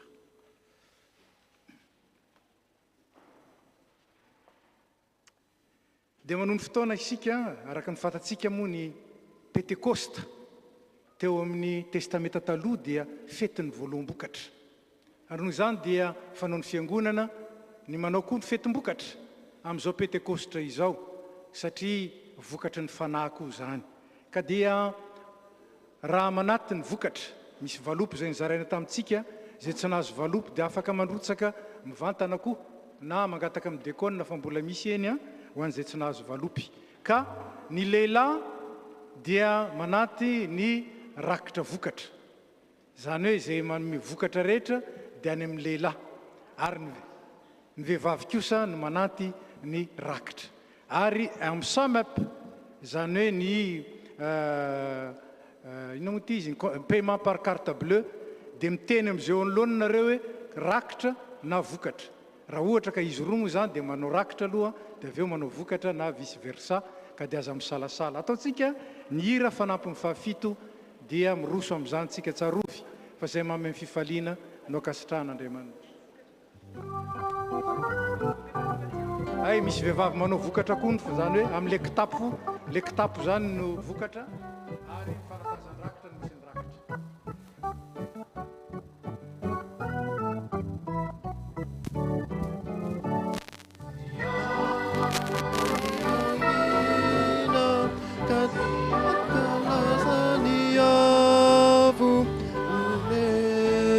Fita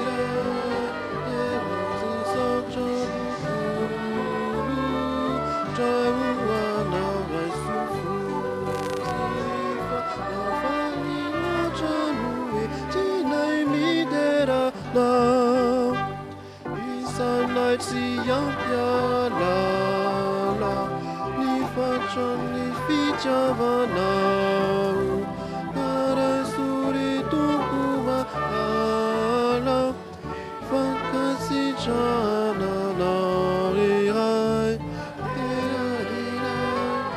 era sisatra tray hoanay ufalirotrano etinay miderana.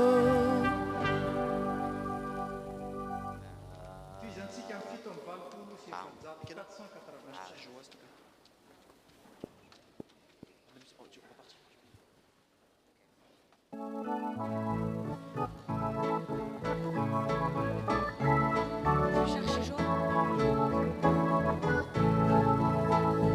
Fanavana izay mahagaga toko nomeny Jesoa ire fazavany fanahy izay mafampo nomeny Jesoa ire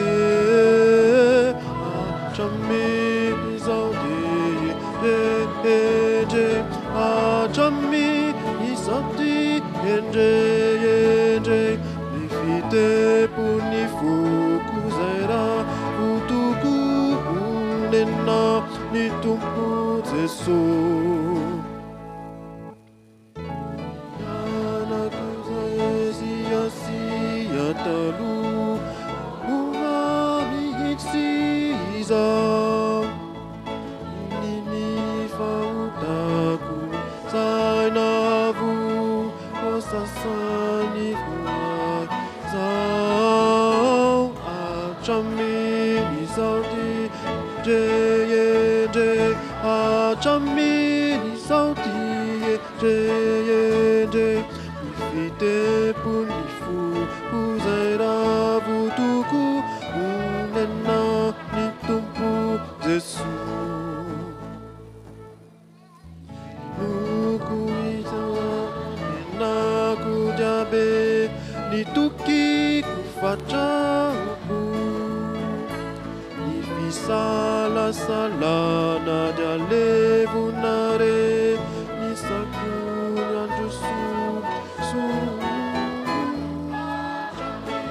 izao diendre hatramizao diendre ny fitepony foko zay raha votoko onena ny tompo Jesosy tona mampalatra latra fatratreri ioloky ny fatire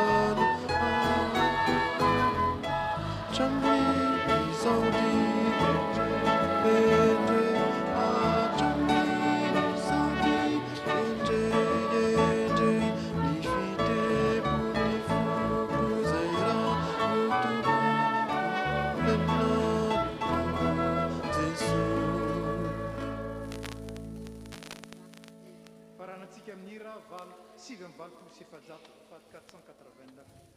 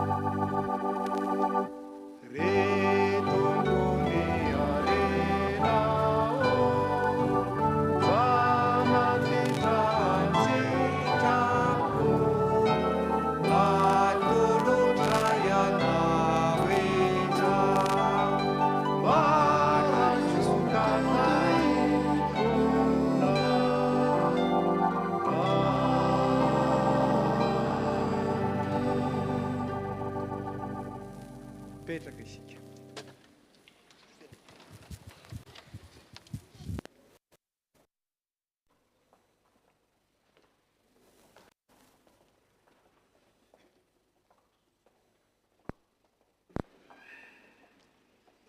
Mbola hivavaka isika ry havana. Misaotra midera mankalaza ary mame voninahitra anao zay. Ry Andriamanitra ray zanaka ary fanahy masina, izay ankalazainay, izay asandratray, izay omenay voninahitra, izay ankatoavinay, ary arahanay no ny herin'ny fanahy masina. Misaotra anao zay no ity fotoana ity. Misaotra no nahazahoanay nanatanteraka ny sakramentan'ny batisa, ary nanokana ireto katekomenina ireto ho mpiombon-databatra aminao indray, ary tomponantoka amin'ny fampandehanana ny fiainan'ny fiangonanao. Ankehitriny zay, dia te hitondram-bavaka aminao ny firenena rehetra manerana ny tany, indrindra ireo izay mandalo fotoan-tsarotra, ireo izay misy korontana, ireo izay misy ady, ary dia mahita ireny tsiraray ianao, ao ireo malaza ao amin'ny aino aman-jery, ao izay tsy lazaina akory kanefa dia mijaly ny vahoaka ao anatiny. Tompo, Andriamanitra nitondra fiadanana teto amin'izao tontolo izao tamin'ny alalan'i Jesosy ianao, mangataka aminao zay ny fiadananao, ataovy mba manana anjara amin'ireny ny firenena rehetra izay mandalo fotoan-tsarotra. Mivavaka aminao zay ho an'ny tanirazanay Madagasikara. Fantatrao ny zava-miseho, ary fantatrao koa ny fiainan'ny vahoaka, indrindra ny fizarazarana eo amin'ny lafin'ny politika, ary koa ny fahantrana sy ny fahasarotana eo amin'ny fiainana. Tompo, mangataka aminao zay. Meo fahendrena ny mpitondra, meo ny fahatahorana anao ny manam-pahefana rehetra, ary meo fiombonam-po sy firaisana ny vahoaka, ary ataovy mahay mandala ny rariny, ny hitsiny, ary ny fahamarinana. Mivavaka aminao zay ho an'ity firenena mampiatrano anay ity. Ampitoy reto ny fiadananao mba hiadananay araka ny teninao. Dia tinay mivavaka aminao ireo sahirana. Ninninona endrika zany fahasahirana zany ninninna antony. Tompo, meteza anafaka, ary meteza hitondra ny famonjena ho an'izy ireny na iza na iza na aiza na aiza. Tinay mivavaka aminao ireo namoy malala, ampionony amin'ny filazantsarany fitsanganana amin'ny maty. Ireo mararina ny amin'ny hopitaly na ny tokantrano anatery fanasitranana, ary tahio ny fitsaboana mba hitondra vokatra mahafa-po. Tianay ny trotro-mbavaka aminao koa ireo nandray fahasoavana, ataovy mahay misaotra anao, ary ataovy mahay mizara amin'ny hafa. Maro ny tianay angatahana aminao, ary betsaka ireo tianay trotrona-mbavaka akaiky ny fonay, ary tonononay mangina ao anatinay ao. Eno ny vavakay ry tompo tsara indrindra. Ary satria fony fisainanay, ary tsy fantatray akory izay tokony angatahana, dia apetrakay amin'ny anaran'i Jesosy Kristy, izay rehetra tokony ho an'ny isam-batan'olona, tokony ho an'ny isam-pianakaviana, tokony ho an'ny fiangonana manontolo. Ianao no atanteraka izay tsara voninahitry ny anaranao, arako izany loharan'nympifaliana ty anatinay, amin'ny anaratsoan'i Jesosy Kristy. Amen. Dia misaotra an'Andriamanitra isika natanteraka izao fotoam-pivavahana izao. Ny fandaharana moa dia niombonana teto anivon'ny FPMA, zany hoe ny Brofo be FPMA nandrafitra izao fandaharana rahantsika androany izao. Ka dia mamarina ny fotoana isika, rehefa vita ny hira farany 570, dia mipetraka aloha isika ao anatin'izany mivoaka ny katekomenina, ary dia ho tononiko ny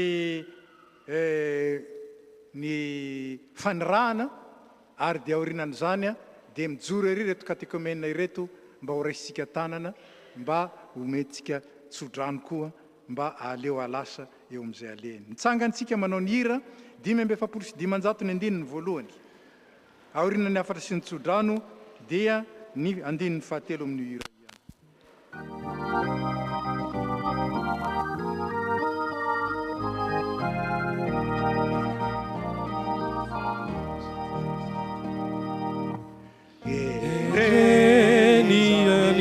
Faliana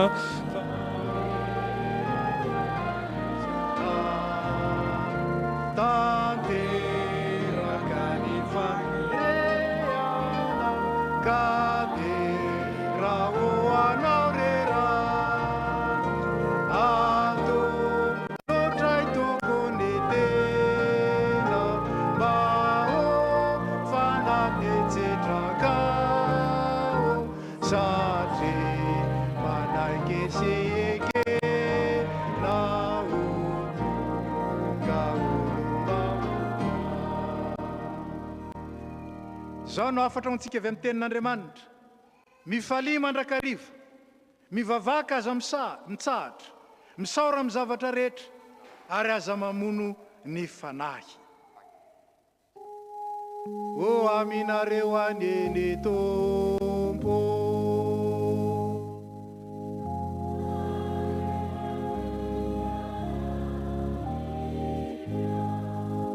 itahy anareo aneny Tompo, ka hiaro anareo.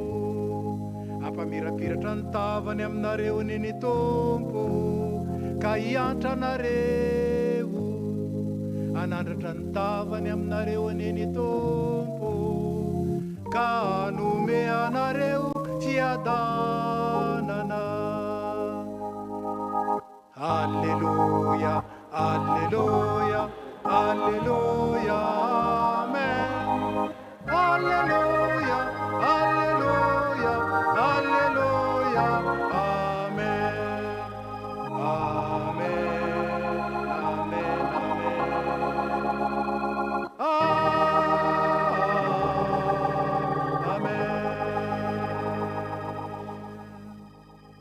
voninahitra ho an'Andriamanitra ray zanaka ary fanahy masina, zay hatramin'ny taloha indrindra ka ho mandrakizay. Amen. Mandehana amin'ny fiadanana ka manompo ny tompo amin'ny fifaliana.